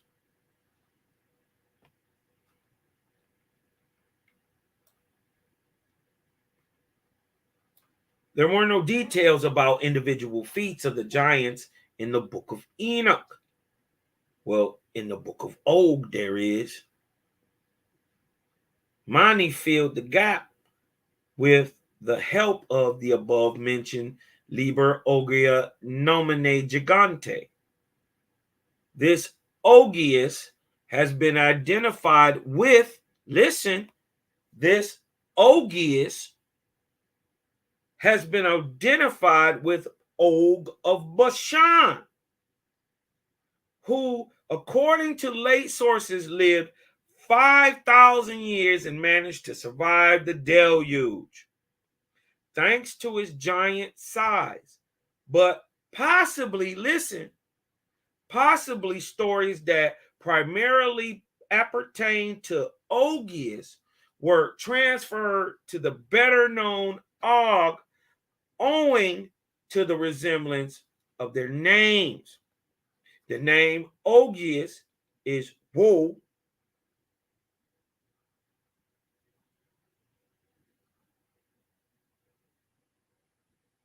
or Ohia, in the Manichaean fragments, and this spelling is presumably more correct than that of Ogius. Are they right?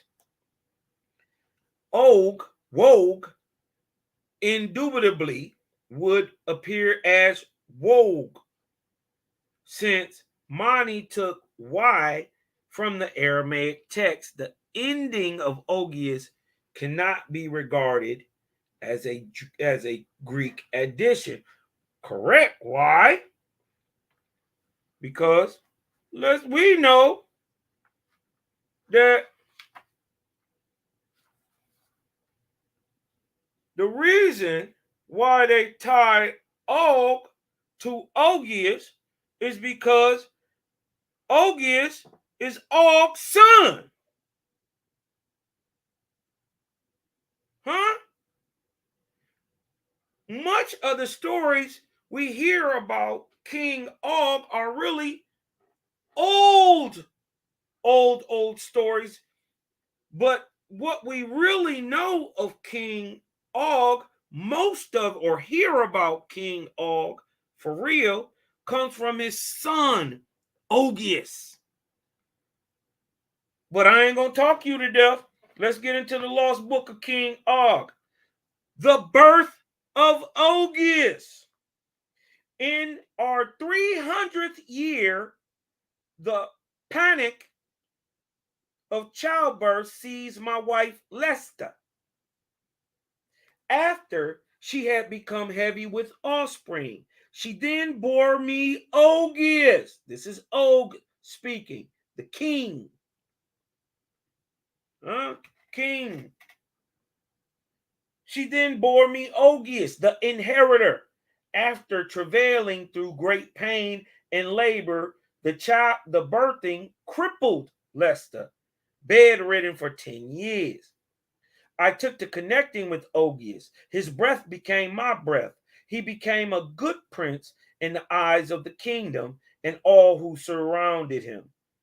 I taught him the ways of Ball of the Moon, the managing of my kingdom, the ways of the giant lizards. Listen, because they're going to tell you in here that Ogius is known for fighting a dragon. Watch this. Oh, we might as well go ahead and bring it out, because right here, look at the next thing. Ogius fought with the Draco. Oh, with the Draco? as so did Oya. Huh? But listen to what he's saying. He fought with a Draco, a dragon, a serpent, right? A great lizard, right? That don't mean he necessarily put up his dukes and fought a dragon. No, when he went into battle, he rode the animal. He fought with it.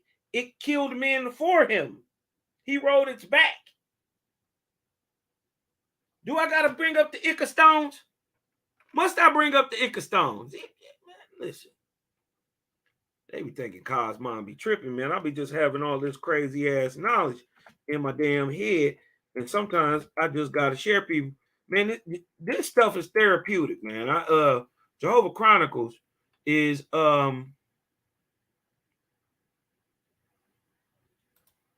therapeutic in a way. You dig what I'm talking about? Because I get to talk about some of this crazy ass damn shit.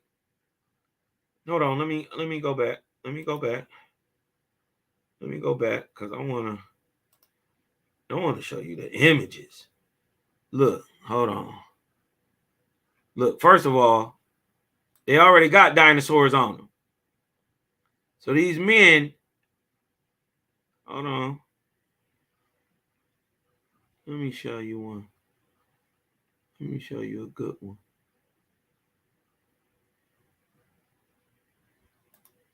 Look.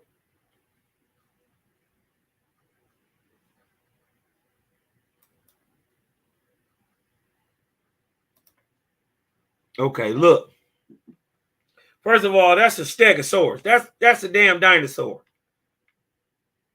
Anybody say that this is a puppy or I don't know what you could say this is an elephant or this is a damn dinosaur. But look at the man next to the dinosaur. What y'all really gonna end up finding out is this is Lamesh and this is Uval.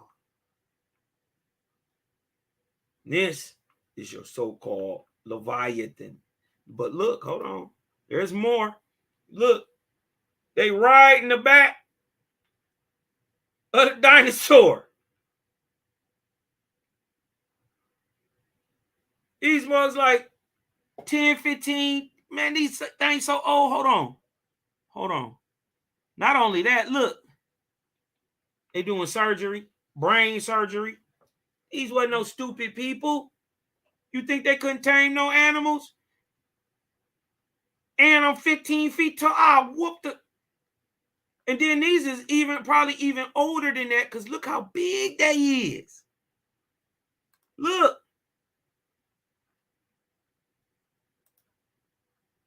Hold on. Look. He fighting with the dinosaur. That's a Tyrannosaurus. That's an Allosaurus. He fighting with him. Look how big he is. This is your Gibberine. Huh? This is your man of law. Huh?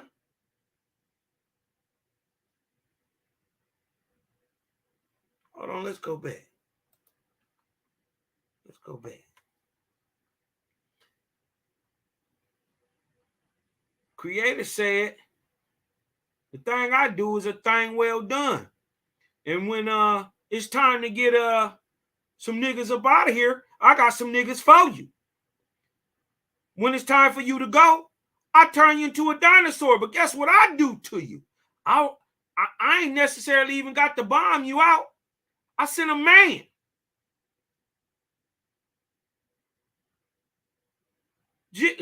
Built just to beat your ass. 20 feet tall and ready to get it going. Look, he eating some of the people up here, but look at this guy.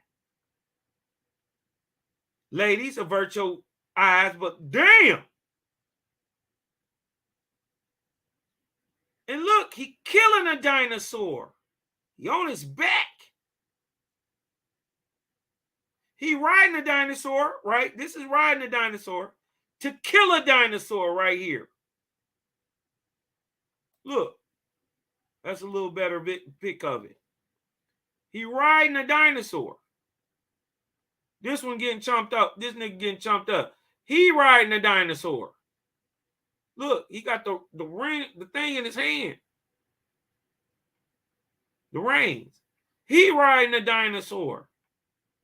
And they going to kill a dinosaur. Look. Don't think this shit far-fetched. Look at this. What's that? Anybody tell me what that is? If you done read Old Wasp, you know what that is. Okay. All right. Look.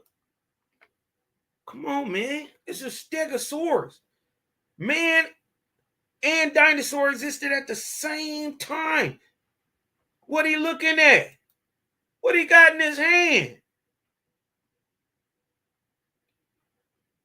What he looking at? Coiled around the rock. We was just talking about the cyclic coil today. This is the great serpent. This is the Khan. This understanding is called Khan. In the Americas, in ancient Egypt, this is called Ankh.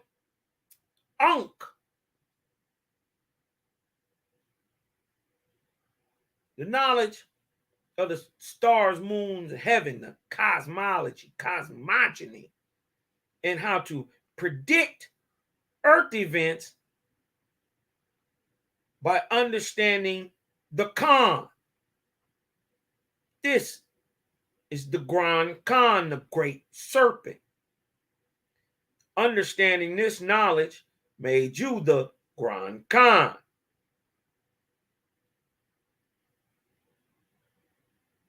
What he doing? He watching the sky.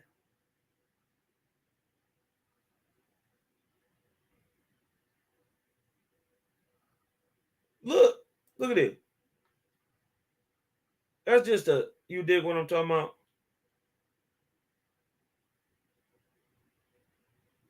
But these is real. And they don't know how old they are. But they're at least 10,000 years old. They know that. They older than the Younger Dryas. I'm telling you, this is pre-flood.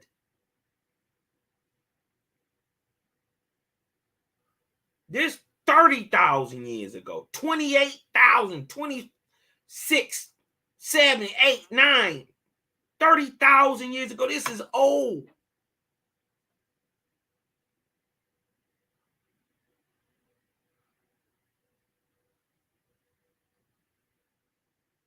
You did.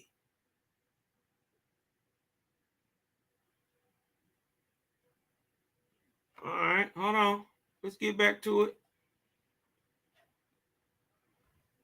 Because look, here we go. We're still in the birth of Ogius. What is Og teaching him? The ways of the giant lizards. Anybody know any other giant lizards been on this planet talked about? Just dinosaurs. The ways of the elephants and rhinoceroses. And when they say that, remember these are like animals. These are pets. They raising them not only to ride, but as food stock too. You dig what I'm talking about? You right. I gotta get there. I gotta get the bomb drop. You dig what I'm talking about? Shout out to Bronze, y'all. I then taught Ogius the ways of connection through the battle and through acquaintance. He was connected. He talking about with the animals, from ball of the moon, sun, ground of earth, and the host of the skies, to the animals, creeping things, and floating wild beasts. Or Ogius was connected. So when they say he fought with a Draco, a dragon, as did Oya. That don't mean him and the dragon battled. Listen, look what it say. He fought with a Drago, not against a Draco. And so did Oya. What did Oya? Let's look. Didn't it say he connected to his what? It say Oya, whose dark ones could transport his spirit into another living creature. Oya, who attacked the Nephilim on the field of battle with his transportation. What transportation? The Draco. The dragon. Why? Because these are big niggas. Listen, man. I know this stuff sounds fantastical, and I swear it before WASP, it was even harder to believe. But I knew it was some truth to it. Now, his enemy, right? His enemy was the Leviathan. Oya and his brother Aya, or Haya, or Ahaya, were sons of Samyaza, the chief of the Egregori. This word can be, a lot of people call these the in the story of the Anunnaki, the Igigi. They call these people the Igigi in but really what it comes down to is these are angelic beings. Some of them did take on semblances of flesh and bred people, causing all type of disease, man. And many of them mixed these big type of people together to try to build a bigger, stronger people. That was the tactic of Anu Hasaj and Osiris, and Ashtaroth used it to the negative, mixing the Canaanites in with the Israelites, with the Israelite Leviticans, producing a whole new people in these so-called 12 tribes who are not Israelites. They are Leviticans, the people of the book. They're not the Oralites or the true Israelites. Right? The chief of the Egregori in the book of Enoch. Hence, this is transcription of Shem's. In the Persian edition of the Quran, Oya and Ahaya are translated as Sam and Narima, but the original names are kept in one passage, and translator did well to choose Sam Kraps, both with regard to Ogius's longevity. Sam is one of the immortals, and to his fight with the dragon, Sam is a famous dragon killer.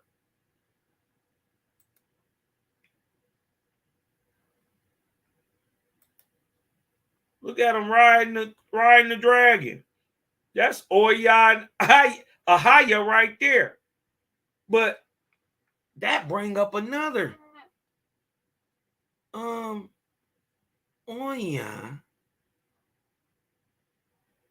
and Ahaya. That sound familiar. Hold on, wait a minute. Ahaya.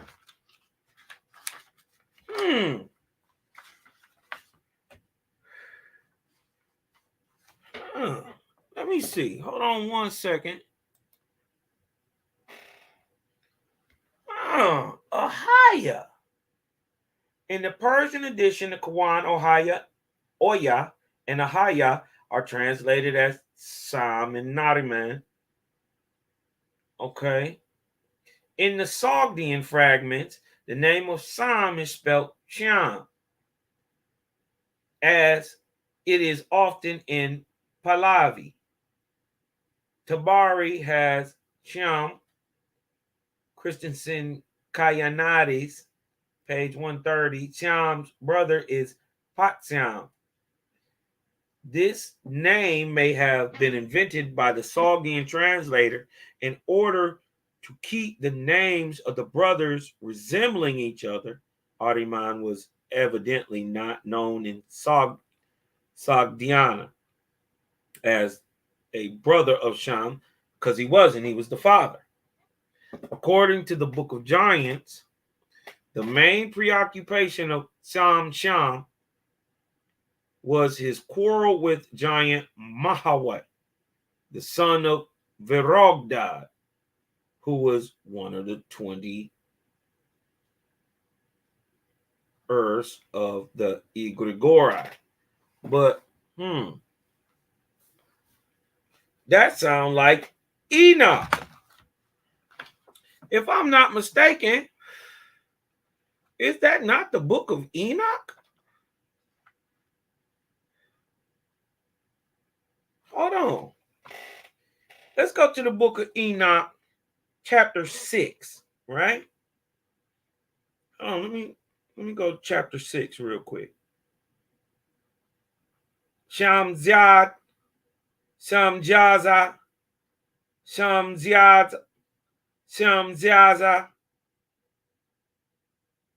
Remember, Samyaza is Nariman. And remember, the head of the Egregori. Watch this. Hold on. And it came to pass when the children of men had multiplied that in those days were born unto them beautiful and comely daughters. And the angels, the children of the heavens, saw and lusted after them, and said to one another, come, let us choose us wives from among the children of men, and beget us children. And Samyaza, who was their leader. Oh.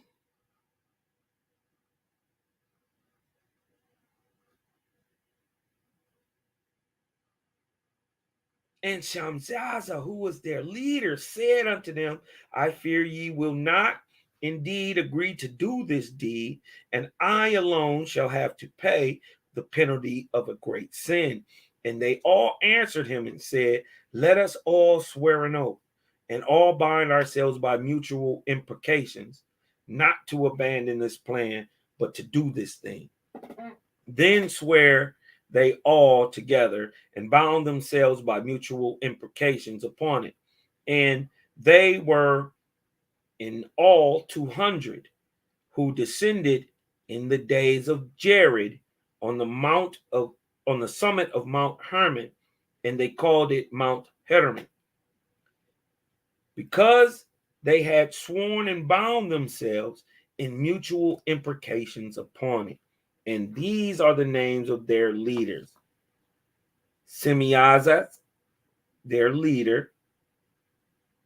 Samyaza.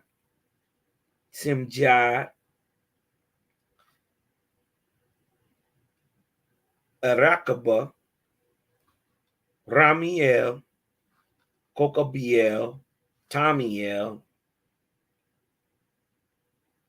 Ramael. Daniel. Ezekiel. Barakiel. Asazel. Amaros. Batarel. Anael. Zakiel. Samsapiel. Satariel. Turiel. Jomjael. Sariel. These are the chiefs of the tens.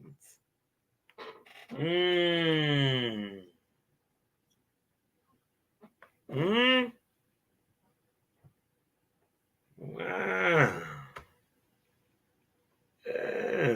Its name may have been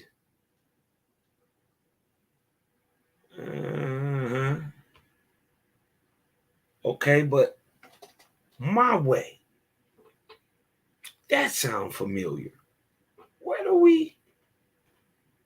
Hold on. Wait a minute. Let's go down a little further. Ah, nah. Remember, Sam was hated for his beef with Mahweh. Uh-oh. Fragment C. We go again. He would not have died then. Samyaza said to Sham, his son. Now this is right. All that Mahweh blank blank is spoiled. Thereupon he said to blank, we are blank until and that are in the fiery hell. As my father, Virog died, was blank blank blank. Samyaza said, it is true what he says. He says one of thousands for one of thousands. Sam thereupon began blank my way too in many places until that place he might escape. You dig what I'm talking about? He was on his ass. Excuse my French. Sam was on his head. These boys was beefing.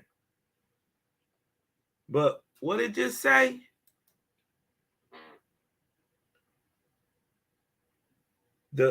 According to the Book of Giants, the main preoccupation, which we just read, of Sham was his quarrel with the giant Mahweh. Huh?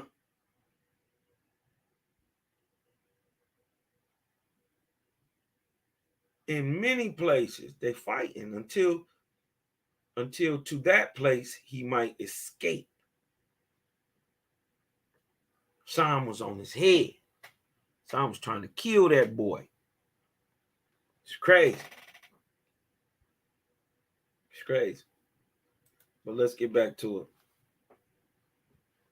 Now, Mahweh is the son of Verogdad. The Book of Giants was published in not less than 6 or 7 languages. From the original Syriac, the Greek and Middle Persian versions were made. The Sogdian edition was probably derived from the Middle Persian, the Ugar from the Sogdian. There is no trace of a Parthian text. The book may have existed in Coptic, that's the Ethiopic, and the presence of names such as Sam and Nariman in the Arabic versions proves that it had been translated from the Middle Persian. To the few surviving fragments, texts A through G, I have added 2 excerpts, the more important of which, H, probably derives from a Syriac epitome of the book.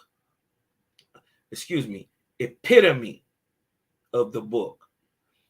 Naturally, Manichaean authors quoted the book frequently, but there is only one direct citation by a non-Manichaean writer, which is text O.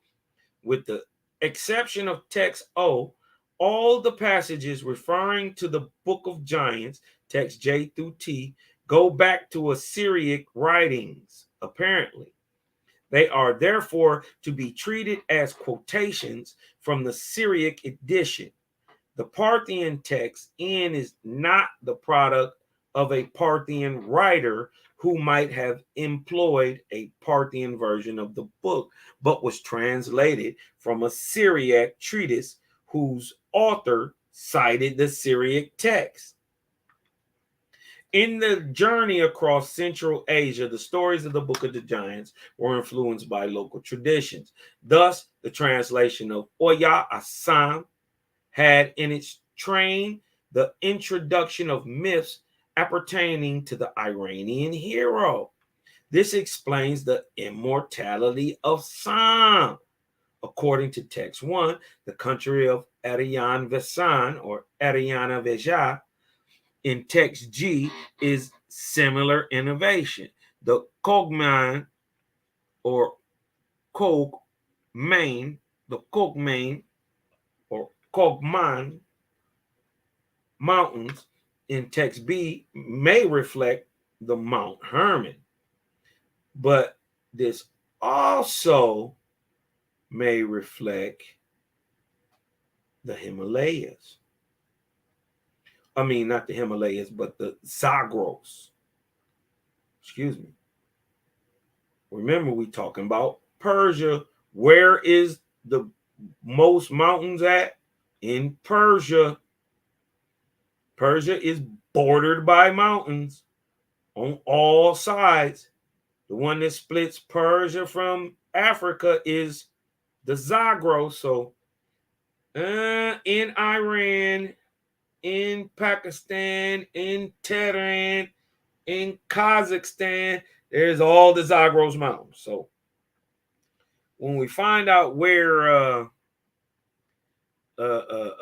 Sham and them is from, you find it is right in that region in the Zagros Mountains, southern Zagros Mountains.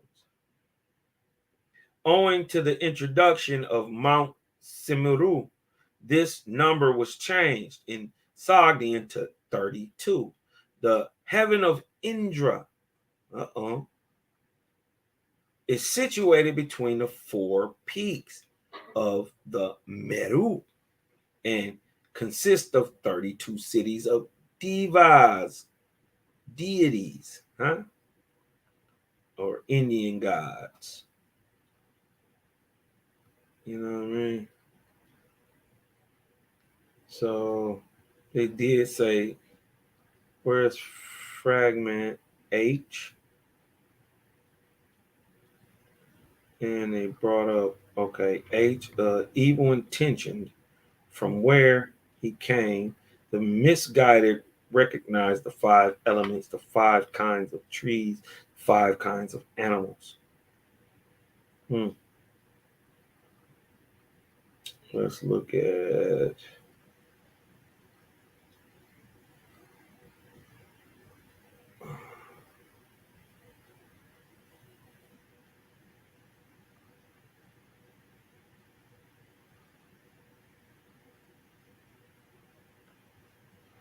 order, do. We know what order as a prefix means light. Fire was going to come out, and I saw that the sun was at the point of rising, and that his center, or do, light center, without increasing, above was going to start rolling. Then came a voice from the air above calling me. It spoke thus, O son of Varogdad, your affairs are lamentable. More than this you shall not see. Do not die now prematurely, but turn quickly back from here. And again, besides this voice, I heard the voice of Enoch, the apostle, from the south, without, however, seeing him at all. Speaking my name very lovingly, he called, and downwards from then blank. Okay. All right. So now let's look where Sam is from. Zabulistan. Watch this. Look at it. This is Tehran, full of nothing but mountains. Turkestan, and this is the land he from. Zabulistan.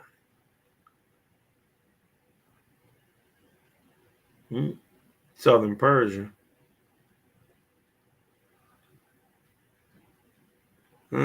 Interesting. Right? And today, the modern Afghan, the province of Zabul, where was he from? From roughly corresponding to the modern provinces of Zabul and Ghazni. All right. From Zabulistan. He was appointed by Manichaean to rule Zabulistan or Sistan. And then Mazadaran from Manichaean, because of Nauzar's corrupted and failed rulership, Iranian champions asked Sam to rule Iran. Sam didn't accept. This comes up. They say he is the grandfather of Ratsam, the greatest hero, they say. He supported Nauzar and advised him to follow Federdun and Manichaean. Sam returned to Manazan and died soon after that. Afrasiab then attacked Zabulistan. Okay.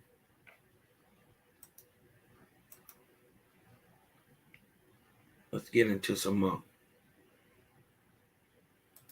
Give me some more.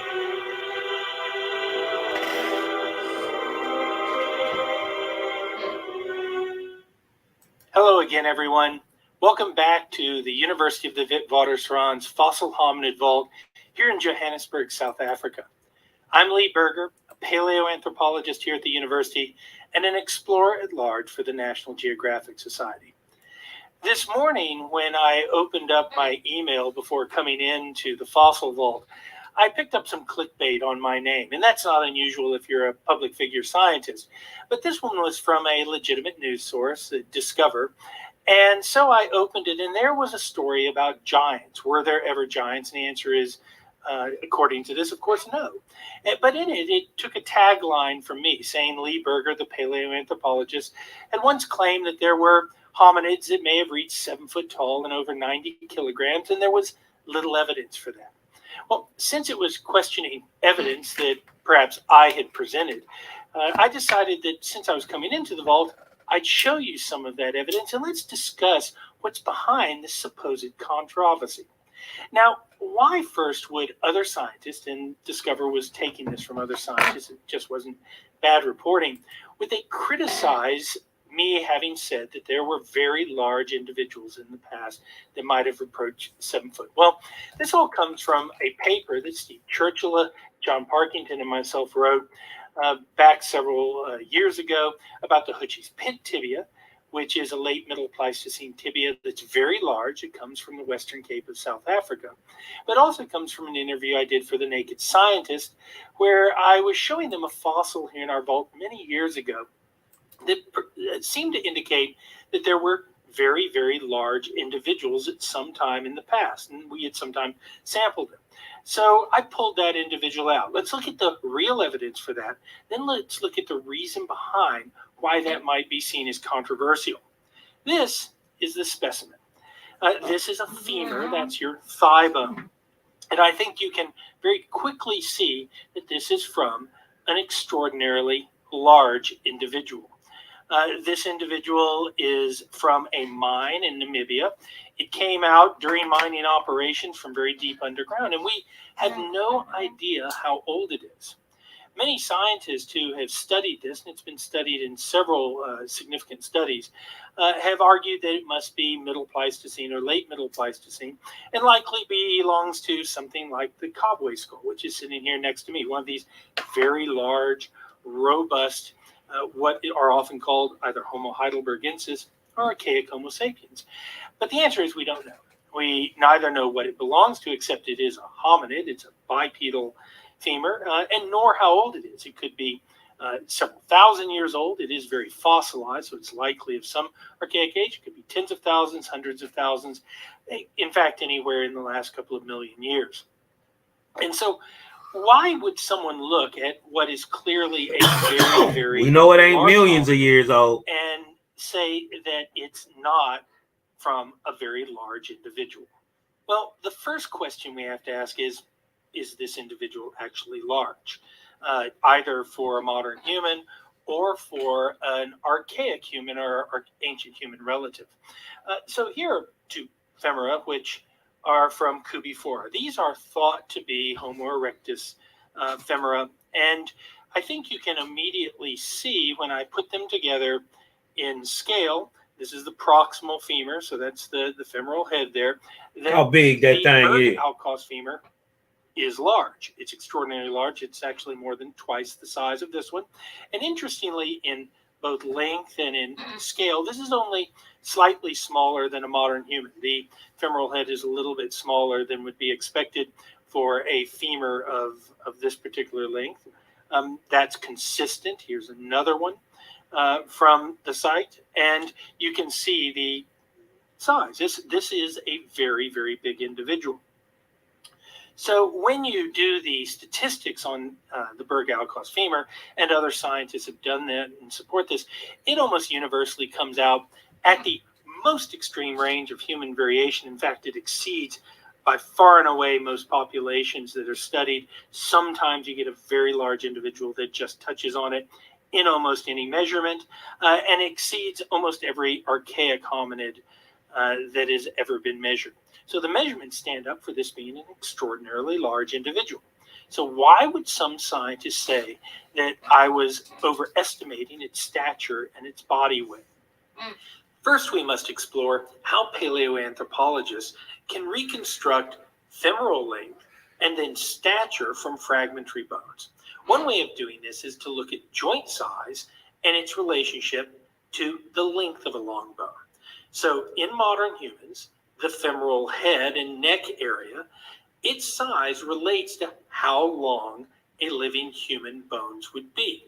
And so we can measure that, and then we can statistically calculate how long a femur would be. And the length of the femur relates directly to stature. If we applied those modern human statistics to Berg-Alcos, then that individual is very, very tall, approaching 7 feet in height once we extrapolate femoral length to ultimate stature. However, there is a species that we have a good record of that doesn't follow the human pattern, and that's Neanderthals. Neanderthals have very large joints relative to the length of their bones. And so if you measured a Neanderthal, you would get a relatively shorter femur by the same measurements. And so a Neanderthal with a femoral head that would approach that of Berg-Alcos would have a much shorter femur ultimately, and thus be shorter in stature than a human with the same measurements.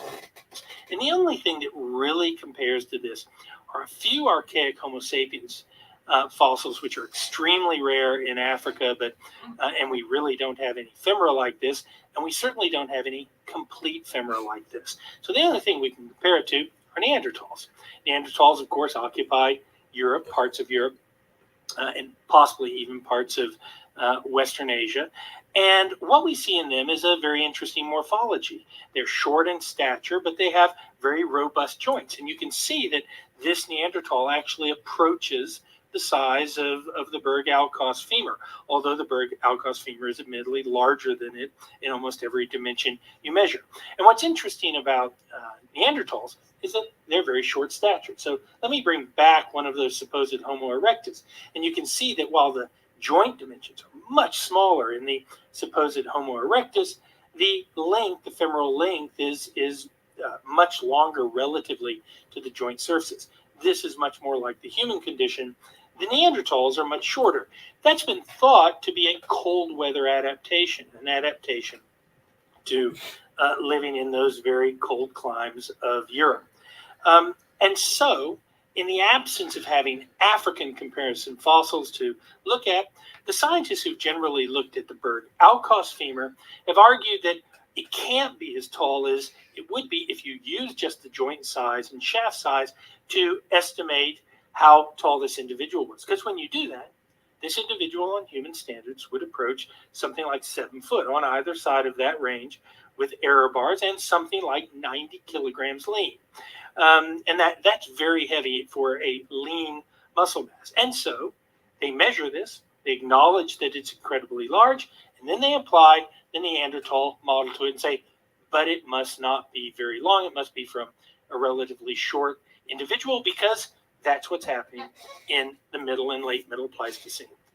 But if scientists are correct in understanding the evolutionary adaptive reason behind why Neanderthals have such unusual joint to Look at the bone length long ratios, arms and the short and that legs. in fact, Those due are to them Ahwans living genetics. in relatively cold climates, and that being their body plan adaptation, then there's no more reason to apply that plan to the Berg-Alkos femur, which lives in the tropics or subtropics, than there is to apply a human plan.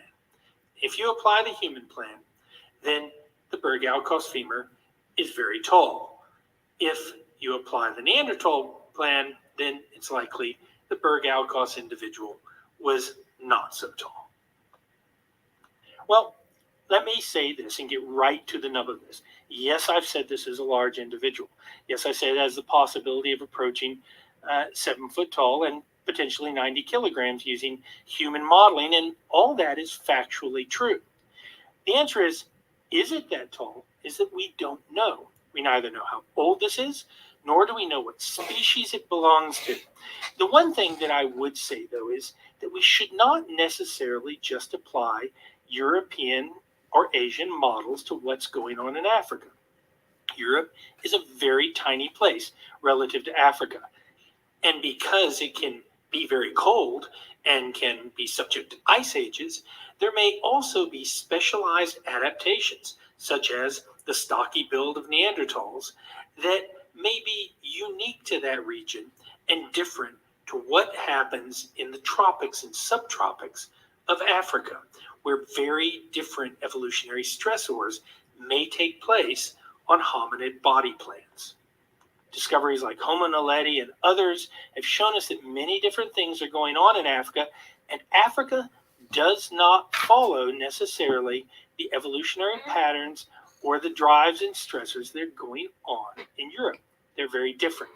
And so I would argue that the evidence is just as good for this being a very large individual, approaching perhaps 7 foot in height and 90 kilograms, as it is for it being of Neanderthal proportions and somewhat shorter than that. Whatever it is, it's an extraordinarily big individual. Now, why would scientists attack that? Why would they attack what is an obvious, truthful statement? Well, I think part of it comes from, particularly science in North America, or most of the ones who criticize that conclusion, are under constant barrage by creationists. Creationists come to them and are always looking for giants in the past. Now, why would creationists look for giants in the past? Well, that comes from the biblical story of Nephilim, the idea that there were antediluvian giants, pre-flood giants, and that creationists are often looking for evidence of a flood. But are they pre-flood? Nope, they also post-flood. Thus a pre-flood, to prove that every word of the Bible is true. And so when they hear someone like me, a scientist, say, oh, there are very large individuals in the past, they interpret it as referring to giants or Nephilim. I think we've all had our inboxes inundated with these fake pictures of archaeologists somewhere excavating giant bodies. Those are all fake news. And I think understandably, colleagues are sensitive to anything that might feed that sort of fake news. Is it a giant? It perhaps could have been a giant amongst its own population. A 7 foot tall individual amongst any population would be very large. However, it would be rather unremarkable in the NBA, as a lock in rugby, or as a tackle in American football. So the answer is that large individuals occur. This is not a giant, though, unless it were a very large pathological giant amongst its population. It's a possibility, but it's one that we can't test without its population. So that's all for this sort of quick answer based on some topical news from the University of the Witwatersrand's Fossil Vault. I'm Lee Berger. You can follow me on Twitter at Lee R. Berger, or like my public faith.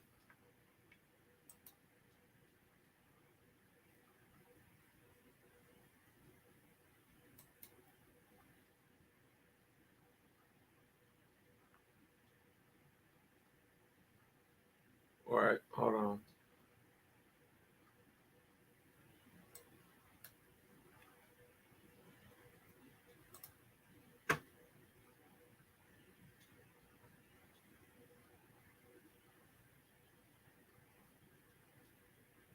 Let's get back to the first IHUAN.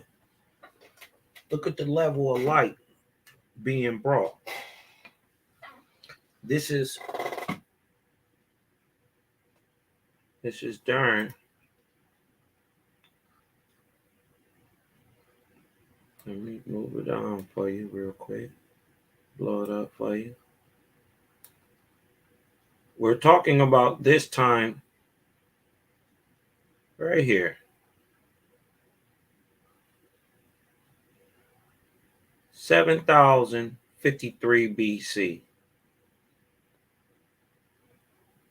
Right?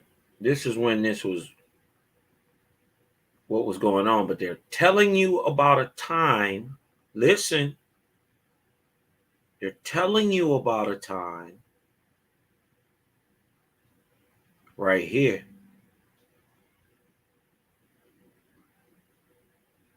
'17th arc cycle, because Ions walk up off this boat 22,550, 600 years after this, 22,553 BC.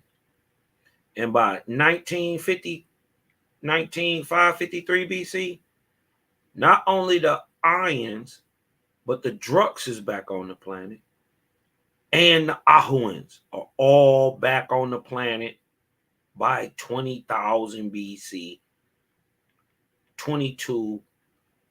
500 years or so, 1,000 years or so. The Ahwaan and the Druk is back on the planet. Before we're out of the 17th arc cycle, before we're out of the Ark of Noah, the Druk and the Ahwaan, 21,400 years before the Cosmon era, right here, 19,553 BC.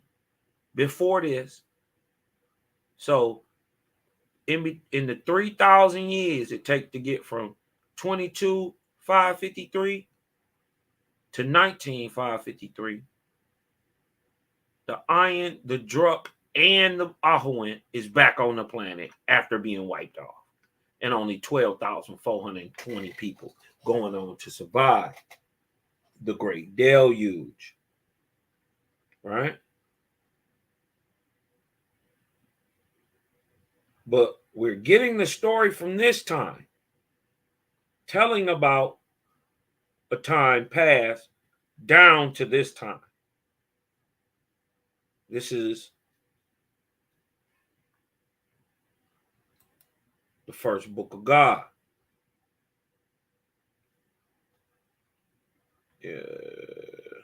Yep, first book of God. And just so y'all know what we're talking about, this is the first Bible of Guatemala, America. Being of Iwata, a man chosen by God for the children of Guatemala, the indigenous American, the copper-colored indigenous peoples of America. And here go the very first one. Let's get down here. Right?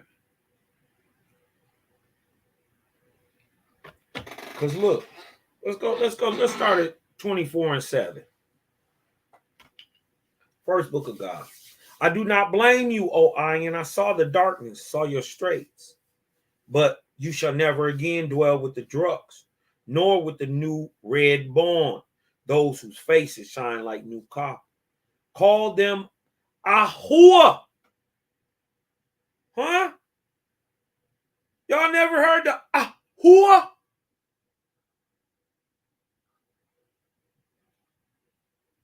Call them Ahua, for they shall be protectors over my chosen. The Ions forever. The Ahua shall drive away the ball and the mule, the tiger and the lion and the tiger. And what? Great serpents. And all man-slaying beasts, for I will make mighty nations out of the seeds of these copper-colored people with long, dark, black, kinky hair. It's not always straight, not always, but it's long and it's black and you copper-colored. There's only one people in America who come from this stock. But look, the first Ahwans, and when we say Ahwans, we're not just talking about one man. We're talking about a group of men. The very first Ahwans tribal names was O-E-Du. Why? Because there were probably some people who were called O.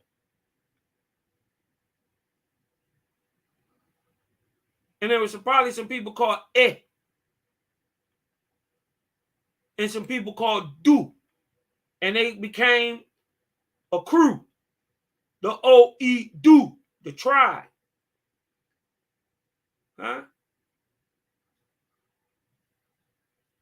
But look, the first Ahwan's name was Oedu, and his wife's name was Una, and they begot Owina and Dan and Shusa. But they had no more heirs. At a time soon after, the second man, whose name was Kakau, and whose wife was named Whis, begot Soma, Pana, Kaka, Kuba, and Jessom. And these were the first tribes of Ahwans in the land of Gautama when? After the flood. I don't even think this took 1,000 years.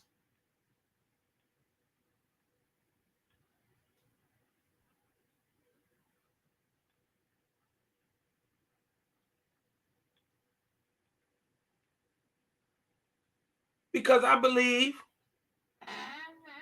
at this time the planet was still young and it was growing these people back out. But in 500, 600 years from a great catastrophe, you can have 8 billion people on your planet. Just like today. Uh-oh, did I say we had a great catastrophe about 600 years ago?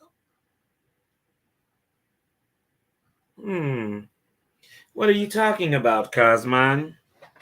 I'll bring it out. And these were the first tribes of Ahwans in that land after the flood, and they dwelt together, marrying and begetting offspring, dwelling in peace. The Ahwans are living in peace. And the Ions taught them about all things,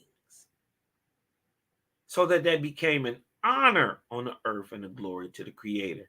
But they were so mixed together that one tribe had no preference over another. So by commandment of God, they were called the tribe of Oedu Kakau. Oedu Kakau. Of the middle kingdom of Waniopanagosa, which is Central America. This is Guatemala. Okay. But remember, he said, hold on, what did he say? He say, call them Ahua. Hold on.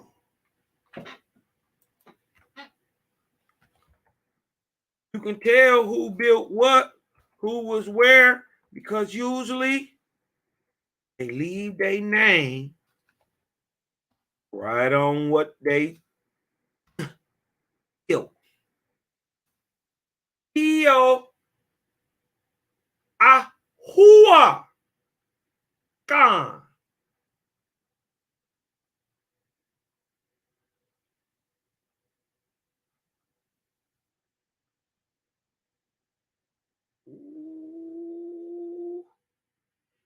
Dio Ahua Gan. And what do they got there in Teotihuacan?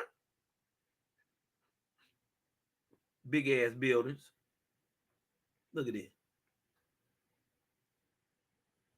Hold on.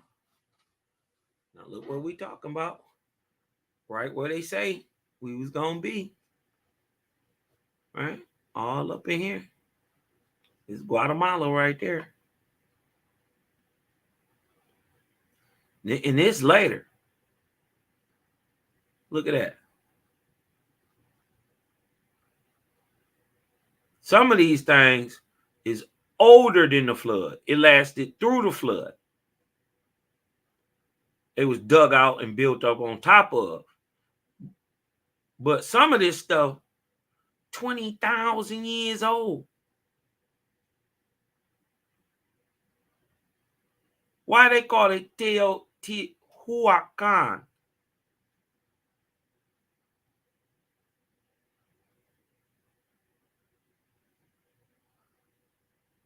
Huh?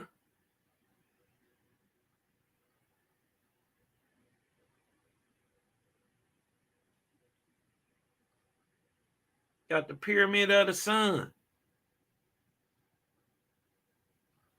These people still living with ions. Pyramid of the Moon.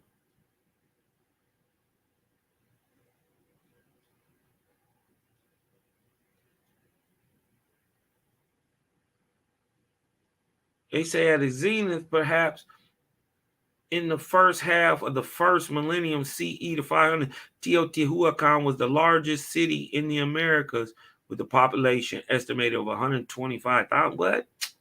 There was way more people there than that. Look, around here, look, mounds. If you could look outside the city, in the suburbs of the cities, you'll see the mounds. That's where the true people with the real knowledge lived at. Them was the ions. Without the ions, they can't build none of this. What did it just say? Hold on. It just say, hold on.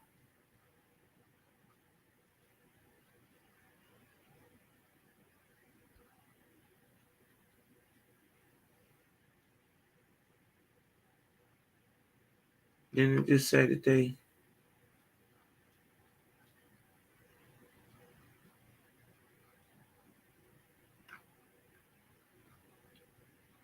and they dwelt together, marrying, begetting offspring, peace, dwelling in peace. And the ions taught them about all things.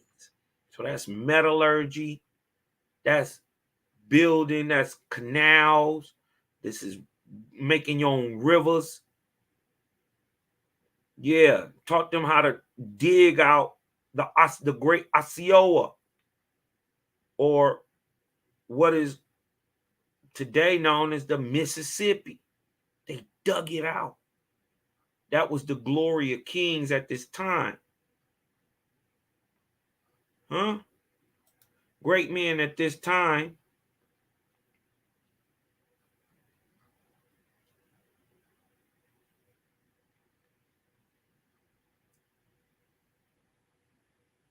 Greatest accomplishments was the waterways that crisscrossed our whole country, from the Atlantic to the Pacific, and from the northern, what they call northern seas, like Superior, Michigan, Huron, Erie,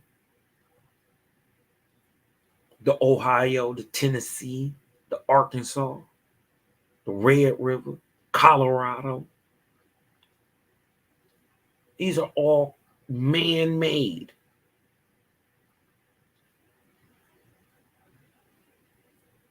Man-made. giant men. And when I say giant, at this time, I'm talking still a person regularly 7 to 8 feet tall. And remember, we talking about a certain time. We talking about a time that they saying it was at its height at 1 to 500. I'm telling you, this shit was built way back here, 7,000 BC. Well, actually, 20,000 BC. 19. At least by the 18th arc cycle. 21,400 years ago. 19,553 BC. You got this. Look. What do you think are in the mounds? Huh? I wish I could blow this up. Let me see what's over next. Look at this.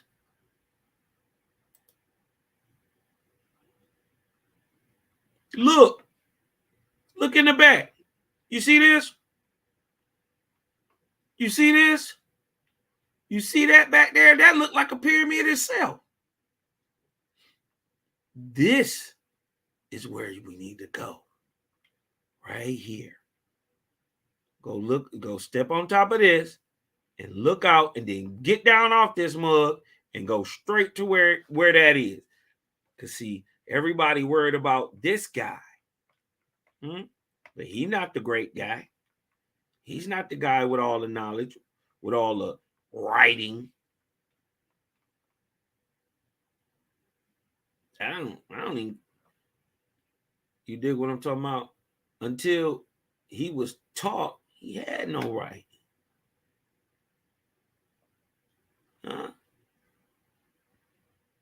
But you got taught 21,000 years ago. Boom, boom, boom. But there was a people who was writing before you who taught you how to build this.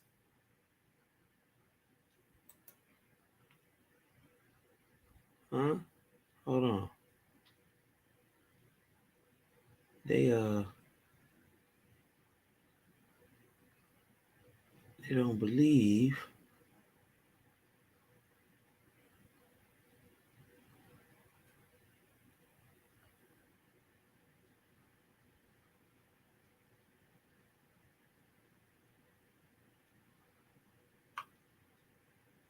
that it was the glory of men at that time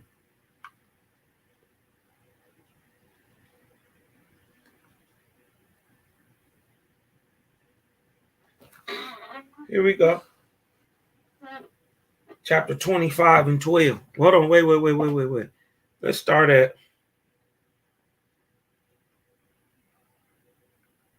25 and 11. This is the first book of God, chapter 25 and 11. Now, in those days, what days? 7,000 BC. Arkalu. In those days, the kings and learned men set their hearts on what?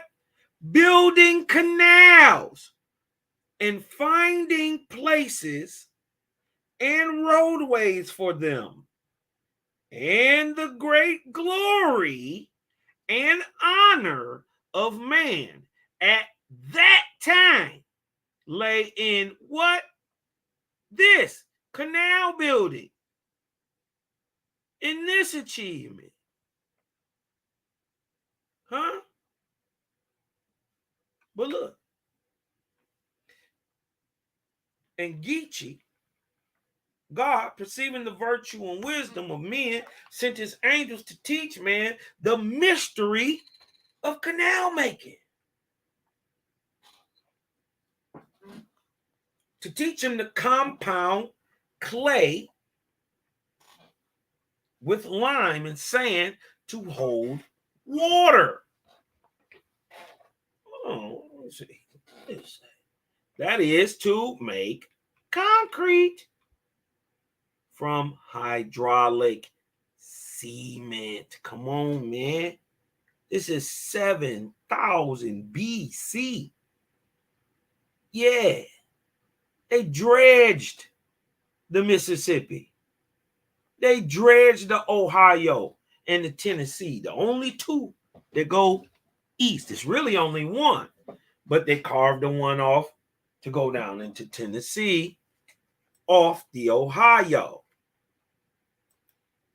We ain't gonna talk you to death. We're gonna read you some more.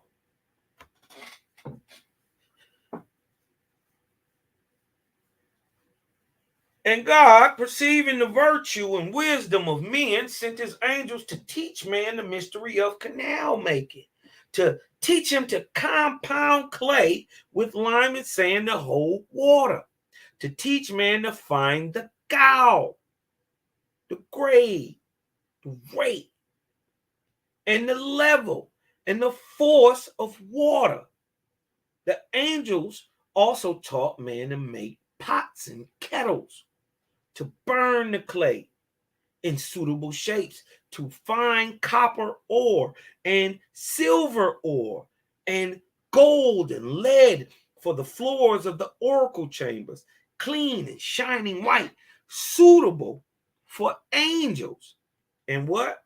And they taught man how to soften copper like dough, how to harden copper like flint rock. Uh-oh, they was making bronze.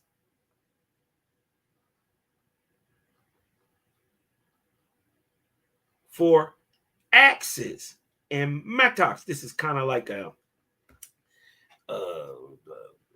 shovel or a pick.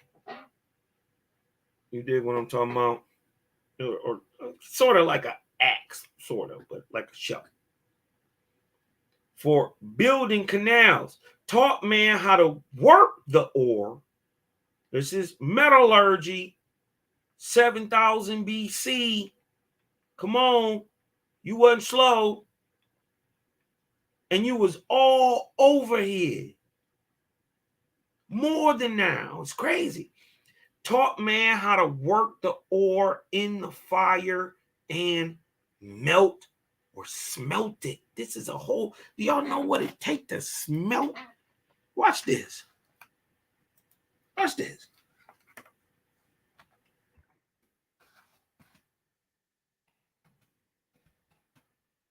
Watch this.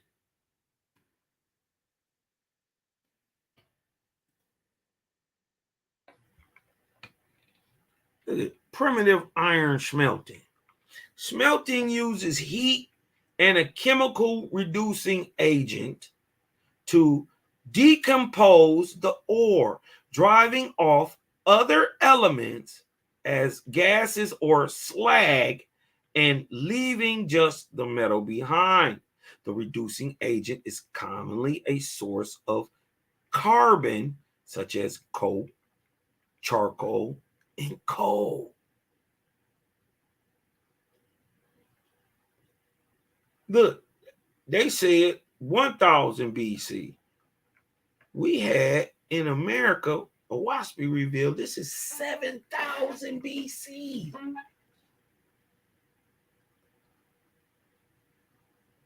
Huh? And just so you know, yeah, this is Yellowstone Valley.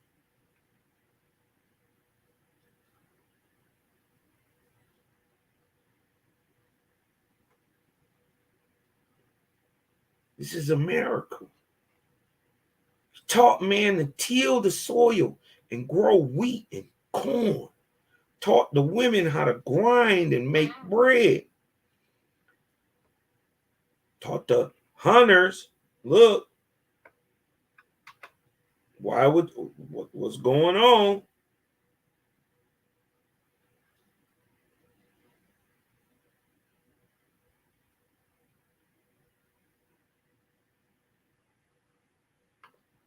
How to slay the lion, the tiger, and the mastodon on the earth, 7,000 BC.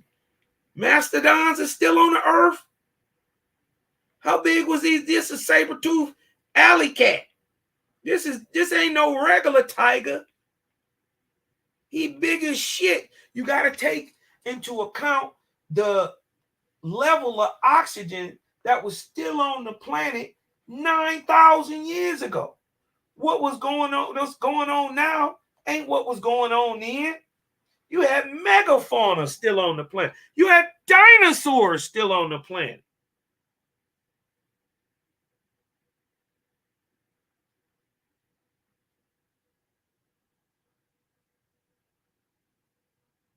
What? Man.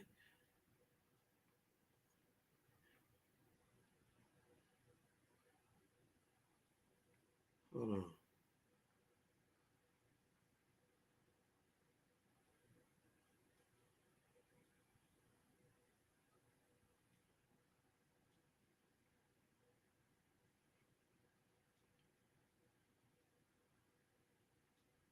Look, they still had these places. Look.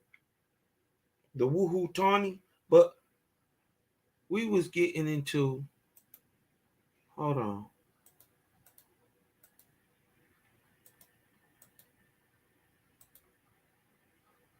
The IHUAN. Well, let me get into the biggest pyramid. All right, let's get into the biggest one. What's this? Oh, Lula.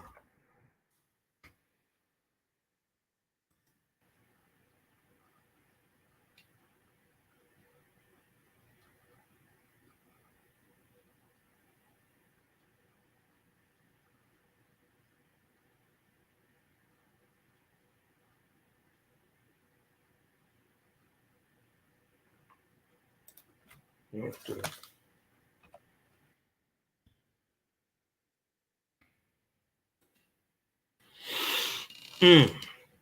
The Great Pyramid of Cholula. We're going to show this is, even though they say Cholula, is Cholula because it's really named after the guy who built it. Also known as Tlachtli Ahwans. Oh, look at this. I didn't even know this. You see it now? Do y'all see it?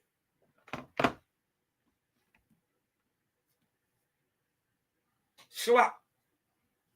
Ahua Tepetli. Nuato for made by hand mountain. Is a complex located in Cholula, Puebla, Mexico. It is the largest archaeological site of a pyramid in the New World, as well as the largest pyramid by volume known to exist in the world today. Look at Cholula. Look at this place. And it's built on top of another. So these are multiple civilizations building on top of each other. And guess what? When you go, and then all this was buried when they found it. How do you bury this? How do you bury a mountain? Show me. Bury a mountain for me, real quick. What you don't know is it's the same way you make a desert. Okay. But let's get, since we're talking about giants though, right? Who built Cholula? Huh? This guy. Shahua. Huh? The Great Pyramid of Cholula, also known as Tlachtli Ahwat Tepetli, is a complex loaded in. Okay, we read that. Jehovih is one of the 7 giants in Aztec. Look who the Aztecs are, black as hell. And these is later dudes. These is new guys.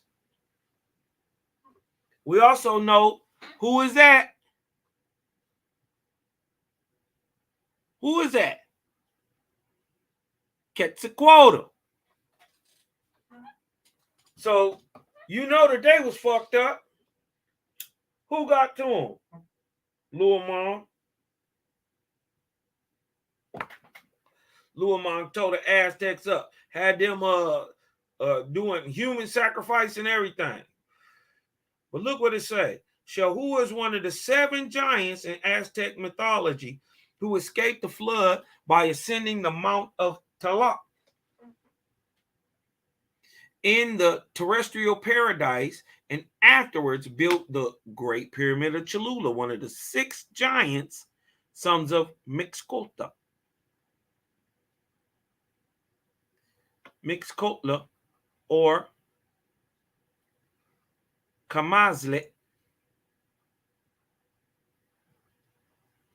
from Camaz, deer sandal, and Atle, without, or Camaxle, was the god of the hunt and identified with the Milky Way, the stars, and the heavens in several Mesoamerican cultures. He was the patron deity of the Otomi, the Chichimex, and several groups that claimed blah, blah, blah. Before the Great Inundation, which took place 4,800 years after the erection of the world, the country of Anahuac, Ahuac, Ahuac. Come on, man, y'all gotta see that. Ahuac.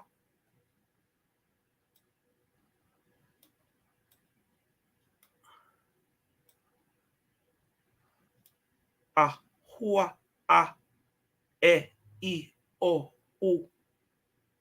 Gotta get out the white man English sounding is Ahua, an Ahua, was inhabited by what? Giants, all of whom either perished in the inundation or were transformed into fishes, save 7 who fled in the caverns.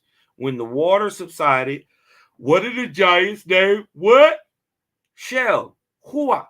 How much you want to bet? Hua is his people, and his name is Shell. Surname the architect, went to Cholula, where, as a memorial to Tlaloc, which had served as an asylum for himself. This is another giant running to a mountain during a great water. We've heard these stories before. We've heard them a lot. Which had served for an asylum to himself and his 6 brethren. He built an artificial hill in the form of a pyramid. He ordered bricks to be made in the province of Talalamanco, at the foot of the Sierra Cicotle. And in order to convey them to Cholula, he placed a file of men who passed them hand to hand. The gods beheld with wrath and evidence an edifice, the top of which was to reach the clouds, irritated at the daring attempt of Jehovih. What? Ain't this sounding Jehovih sounding like Babel? Irritating at the daring attempt of Jehovih, They hurled fire on the pyramids. Numbers of the workmen perished. The work was discontinued, and the monument was after dedicated to who? Jehovih was a giant of the time of the universal deluge. So when was he? They can't trick us. These niggas don't know. Ask them when the deluge was. They just know it was there.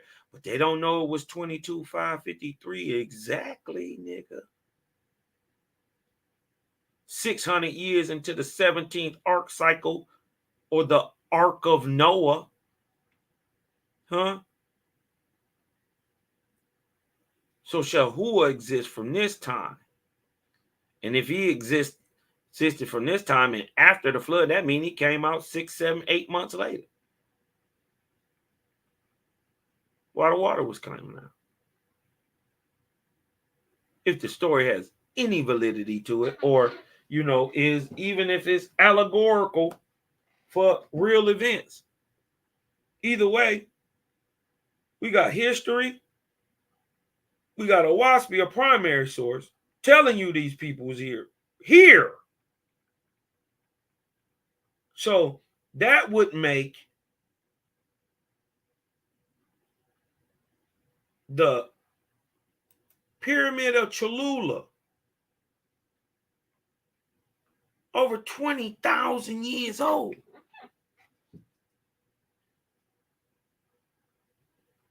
Huh?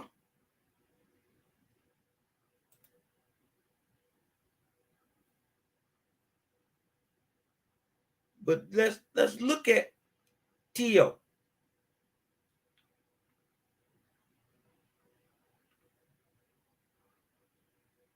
They apply this word to God. This is a man. This means land or city. The IHUAN God city.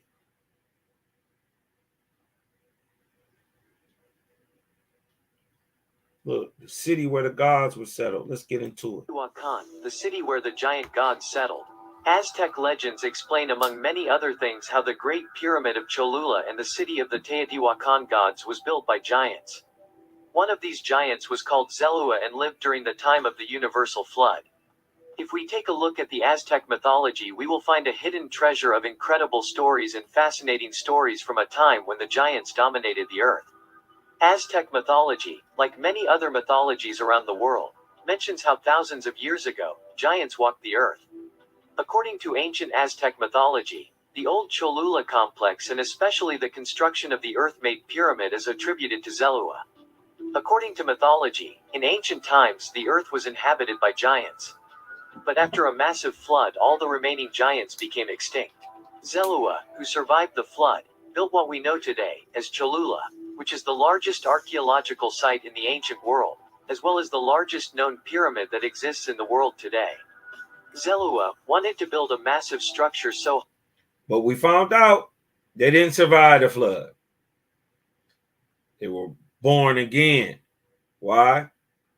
From Druk and iron interbreeding. But where did the Druk come from then? He was already in the iron genetic, because it takes what? What?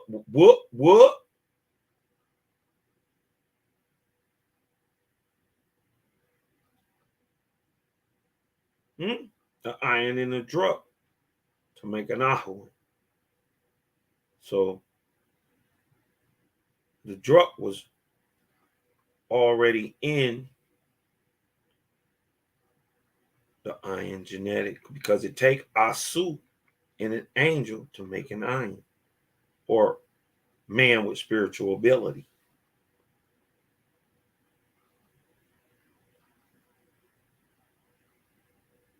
But what's a 80-20 leaning man look like? So there was some, we know the 50-50s is small. What's the 80-20 earth guy looking like? He big as shit. But then, what is the 20% earth guy, 80% angelic guy look like? Probably like a fairy. I bet it glowed, and it was very small. Bird size, probably. Or smaller.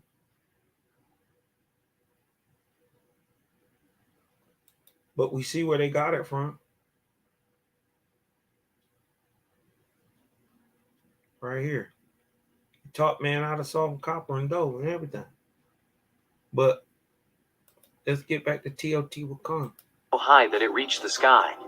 But Tanakatekuli, father of all gods, creator and god of fertility, worshipped for populating the earth and making it bear fruit, saw this as an offense and threw a stone from heaven. This killed many builders and caused the construction to stop. The country of Anahuac was inhabited by giants, who perished in the flood, or according to legend, became fish, except for 7 of them, who fled to the caverns. When the waters calmed down, one of the giants with the nickname of the Architect, went to Cholula and as a memorial of what happened there. He built a pyramid-shaped artificial hill with the help of his 6 brothers. Later, he ordered that bricks be made in the province of Tiwanaku, at the foot of the Sierra de Saco, and be taken to Cholula. He formed a line of men who passed them from hand to hand. Men who passed Cholula. At the foot of the Sierra de Saco, and at the Ahwans. Okay. Be taken to Cholula. He formed a line of men who passed them from hand to hand. The gods contemplated with anger the building, whose top part was to reach the clouds. Irritated at the daring attempt, the gods threw fire on the pyramid. A large number of workers perished and work was suspended. The monument was finally dedicated to Quetzalcoatl. Zelua was one of the 7 giants, according to Aztec culture, and it was he who, according to the versions, built not only the Great Pyramid of Cholula, but one of the most mysterious ancient cities of Central America, Teotihuacan. Today, the Great Pyramid of Cholula is mostly covered by a Catholic church built by the conquerors who, unknowingly, erected the structure on what would be the largest pyramid on Earth. As noted by ancient Aztec mythology, before the Great Pyramid of Cholula finished, the fire fell on it, causing the death of its builders and abandonment of the work. It could be possible that structures like that of Cholula and others scattered around the world are ancestral testimony of humanity, of giants that preceded us. What do you think about the existence of giants in ancient times? Leave us your comments.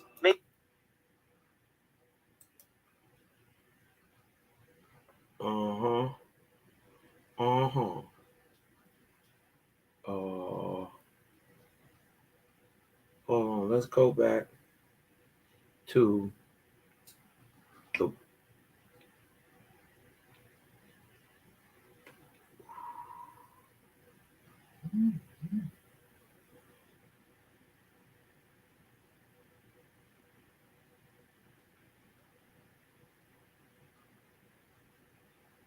let me see. Hold on.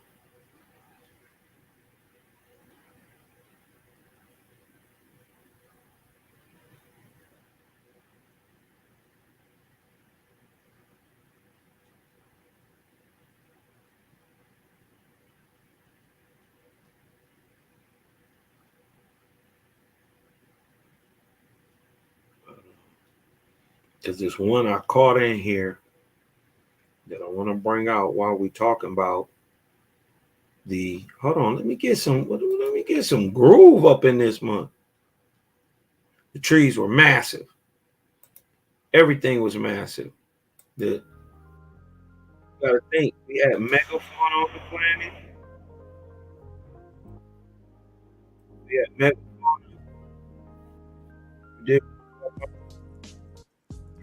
Dinosaurs. The oxygen count in the earth 10, 12, 20,000 years ago was much more than it is right now. That's proven by all science. They know that the atmosphere was denser and it just naturally made things larger. You know what I mean? It was just the time for such things to be, you know? I'm glad it ain't now. That's what I'm glad.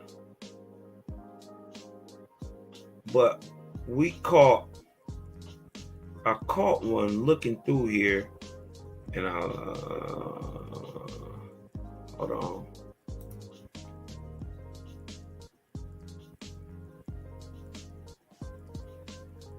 Because I seen Ahia.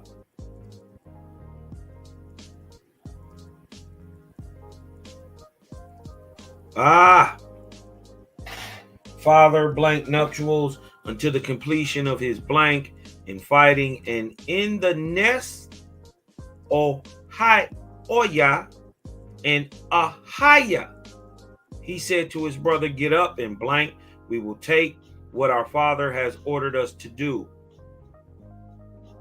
The pledge we have given blank battle and the giants blank together. So remember, these are Raphaim, very large men, talking about giants, men much bigger than they are. Together, blank, not the blank lion, but the blank on his blank. Not the blank of the rainbow, but the bow. Firm. Not the sharpness of the blade, but the strength of the ox. Not the blank of the eagle, but his wings. Not the blank of gold, but the brass that hammers it. Not the proud ruler, but the diadem on his head. Not the splendid cypress, but the blank of the mountain. We see a guy named Ahia.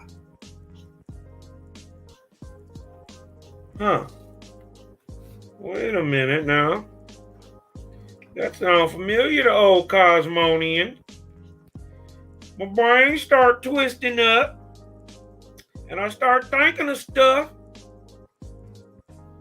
And I looked and I said, oh, he was trying to hide. But who we find right here at the 100,000 Giant War again in the Lost Book of King Og. Ahia. This is Oya boy. Oya boy and Ahia, they from the same crew, same era. But they don't say he a black Raphael. But let's see what they say about Ahia. Ahia, who scattered the pieces of the circumcised Nephilim on the field of battle. Ahia, who welcomed the dark ones of Mot, who is Ashtaroth, within him. Ahia, of brutal stature, who gave his dying enemies vinegar to drink. Ahia, who carried the dead Raphaim from the field of battle to tie to the trees where the dark ones gather. Ahia, whose dark ones tormented the circumcised Nephilim.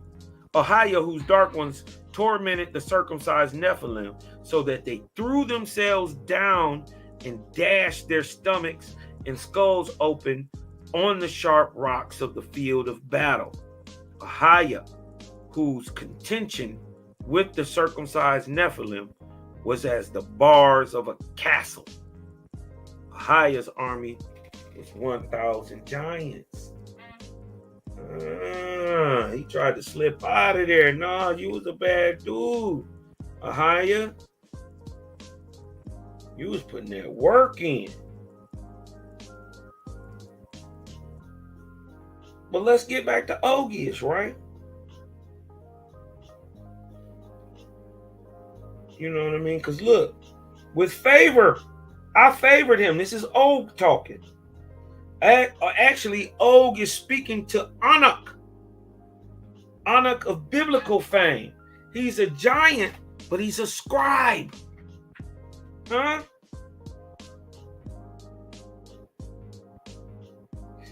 With favor I favored him, and with love I loved him. I entered covenant with Ogius, his son, because I loved him as my own soul. I then gave him the skin of Leviathan. I then gave him hammered armor. I trained him with the driver and the chaser. Ogius, the son of Og, proved himself great in war before both Baal and the Rephaim. Because of Ogius's strong ways of connection, the Gantiqua soon chose him. Ogius then became the herdsman of the beast and the lizards between the groves of sycamore figs. When the 100,000 giant war began, Ogius, the inheritor, was a leader over many powerful giants in war. Those with the floating beasts. They said he fought with a Draco. He said he fought with a Draco, a dragon. Ogius fought with a dragon. Those with the floating beast, driver and chaser, and more. Is not the tale of the 100,000 giant war as told to Anak, the keeper of the bodies, and Anzal, the slayer of the smaller cells before Baal, not transcribed in this very book? Like, nigga, ain't I telling you this in here? But, you know, it's a good little build on the Giants, man. One of my favorite topics, man. I just wanted to tie some things up. You dig what I'm talking about? Check out these Eka stones. Check out these Eka stones. They look how big these dudes is. Pause. But these dudes is riding dinosaurs. Look, man, they riding dinosaurs. Look, hold on. Look. He riding a Stegosaurus. Smoking the peace pipe with dreads. That's a nigga.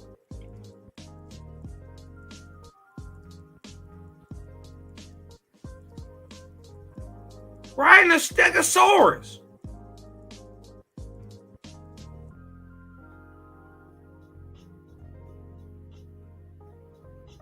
Come on, man. Look how big he is. Hold on, look.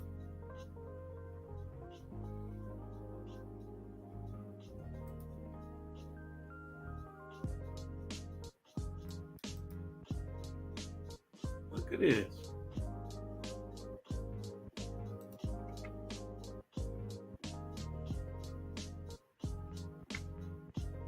He's killing a dinosaur. That looked like some type of Stegosaurus type. Dog dipping. What is it? Dang. But I remember looking at this one before, right? Look at my man. Look at him. He got hair all over him.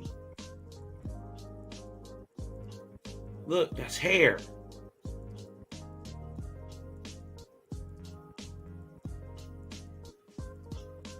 They even show the texture of the skin. So this looks like a beastly type man. Look at his nose. He hairy.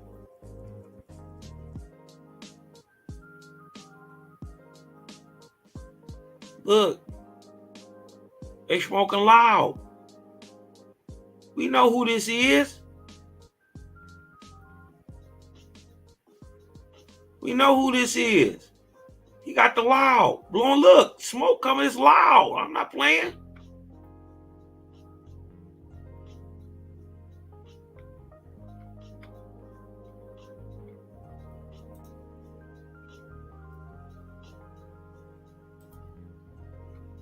Look.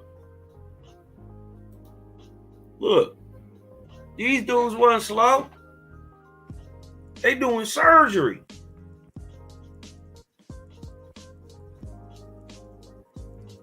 It's 18, 20,000 years ago. They doing surgery.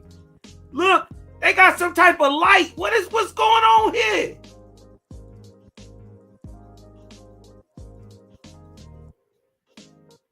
Is that a light?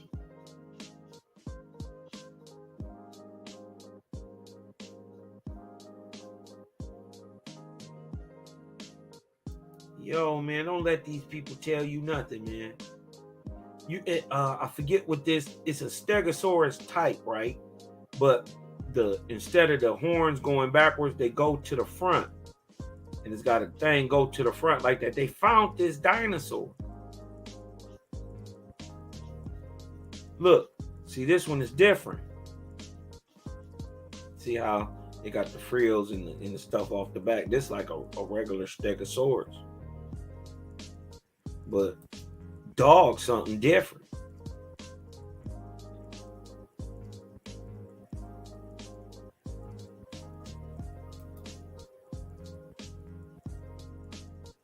Look, man, they killing dinosaurs. This is your Oidu Kakao. Huh? You know he got that. You know he got that Super 7 beating out the back of his Stegosaurus. he got that Super 7. He blowing super. Them the salve right there. That's the salve. Ask him how I feel up there. You know what I mean? Breathing that air, rarefied air on the top of Stegosaurus. This nigga blowing hella loud. Look at the different dinosaurs. They caught this one too is real. It's a fish eater and it got really long nails. I forget what it's called, but hold on. Watch this. Dinosaur with long nails to catch fish. Look.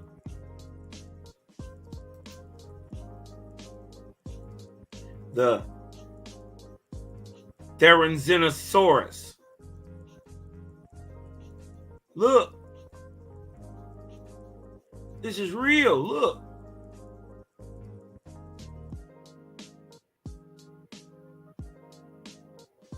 The Therizinosaurus. Hold on. Whoa. Look. It's right there. With the long fingers catching fish. That's what these do. They catch fish.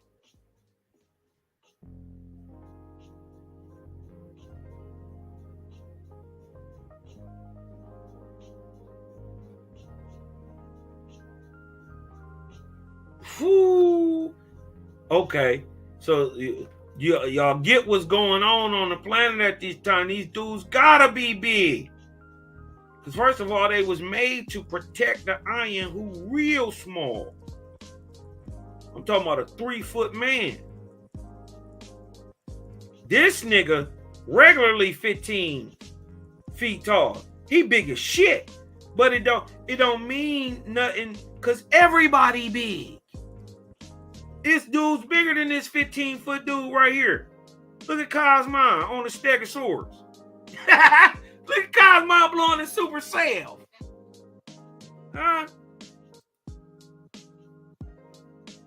Look at us getting down. Huh? Super 7 in the air. You did what I'm talking about? Y'all better stop playing. Better stop playing. Look.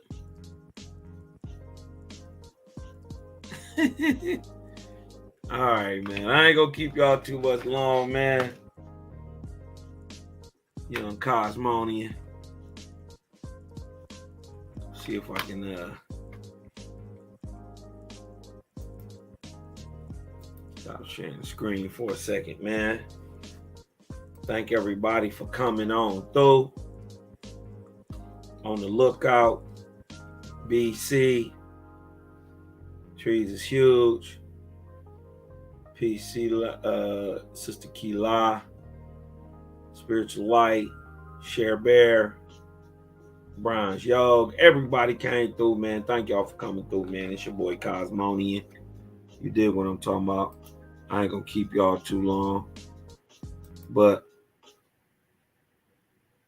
breathe in. Let the light in. Cause I'm Cosmon. I'm out.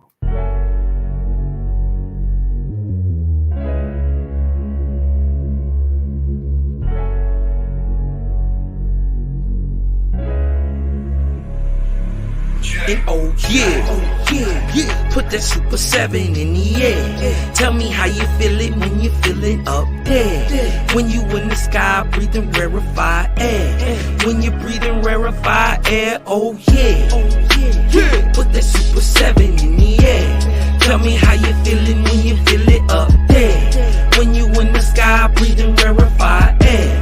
When you're breathing rarefied air, oh, it's that Japheth, that Chow Mein, that Papa Bull, that Tao Mein, since sunset in the Iroquois, my brain moving like Tao Sang. So as above, it's so below, that up and that down thing. This flow is atmospherian, I call that a ground game. See, water is knowledge, so if I'm teaching, you're learning. So how your God make a sun without vortexing current? See the pattern is ponic, I'm reaching out for my people. Oh, watch me flow through your speakers, you feel the force of the ether. And when the force gets the equal, I'm taking off like an eagle. Police popped the pastor yesterday for pushing put equal. My DNA is Moshe.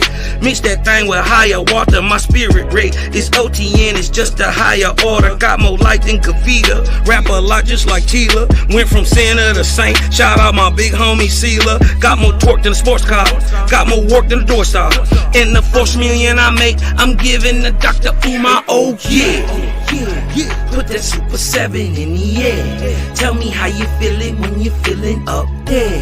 When you in the sky breathing rarefied air. When you're breathing rarefied air, oh yeah. Put that Super 7 in the air. Tell me how you feeling when you feel it up there. When you in the sky breathing rarefied air. When you're breathing rarefied air, oh yeah. Super 7 in my rites and ceremonies. I'm married to Jehovah, holy matrimony. Confucius say, in the words of Caillou, before you hit the tomb, be a bridegroom. Only got one question for Miss Susan B. On how to last IHUAN is now a ennui. Blame my inspiration, I'm just thinking thoughts. But in the way of God's, we gon' keep it short. Why Jesus wanna kill me, Matthew 10:34. Just a couple questions that I'm needing to know. Oh, watch me flow, it's so potent. Set the vortex in motion. Super 7, I'm floating across the Aegean Ocean. Oh, you a Muslim now, so I guess you making salat. Well, I'm an Israelite, I'ma make him at the Shabbat. Got Moses on the bumper, super slap off in my spaceship photosphere. So I stay lit, peace and light to the faith is so yeah. Put that Super 7 in the air. Tell me how you feeling when you're feeling up there. When you in the sky breathing rarefied air. When you're breathing rarefied air, oh yeah. Put that Super 7 in the air. Tell me how you feeling when you feel it up there. When you in the sky breathing rarefied air. When you're breathing rarefied air, oh yeah.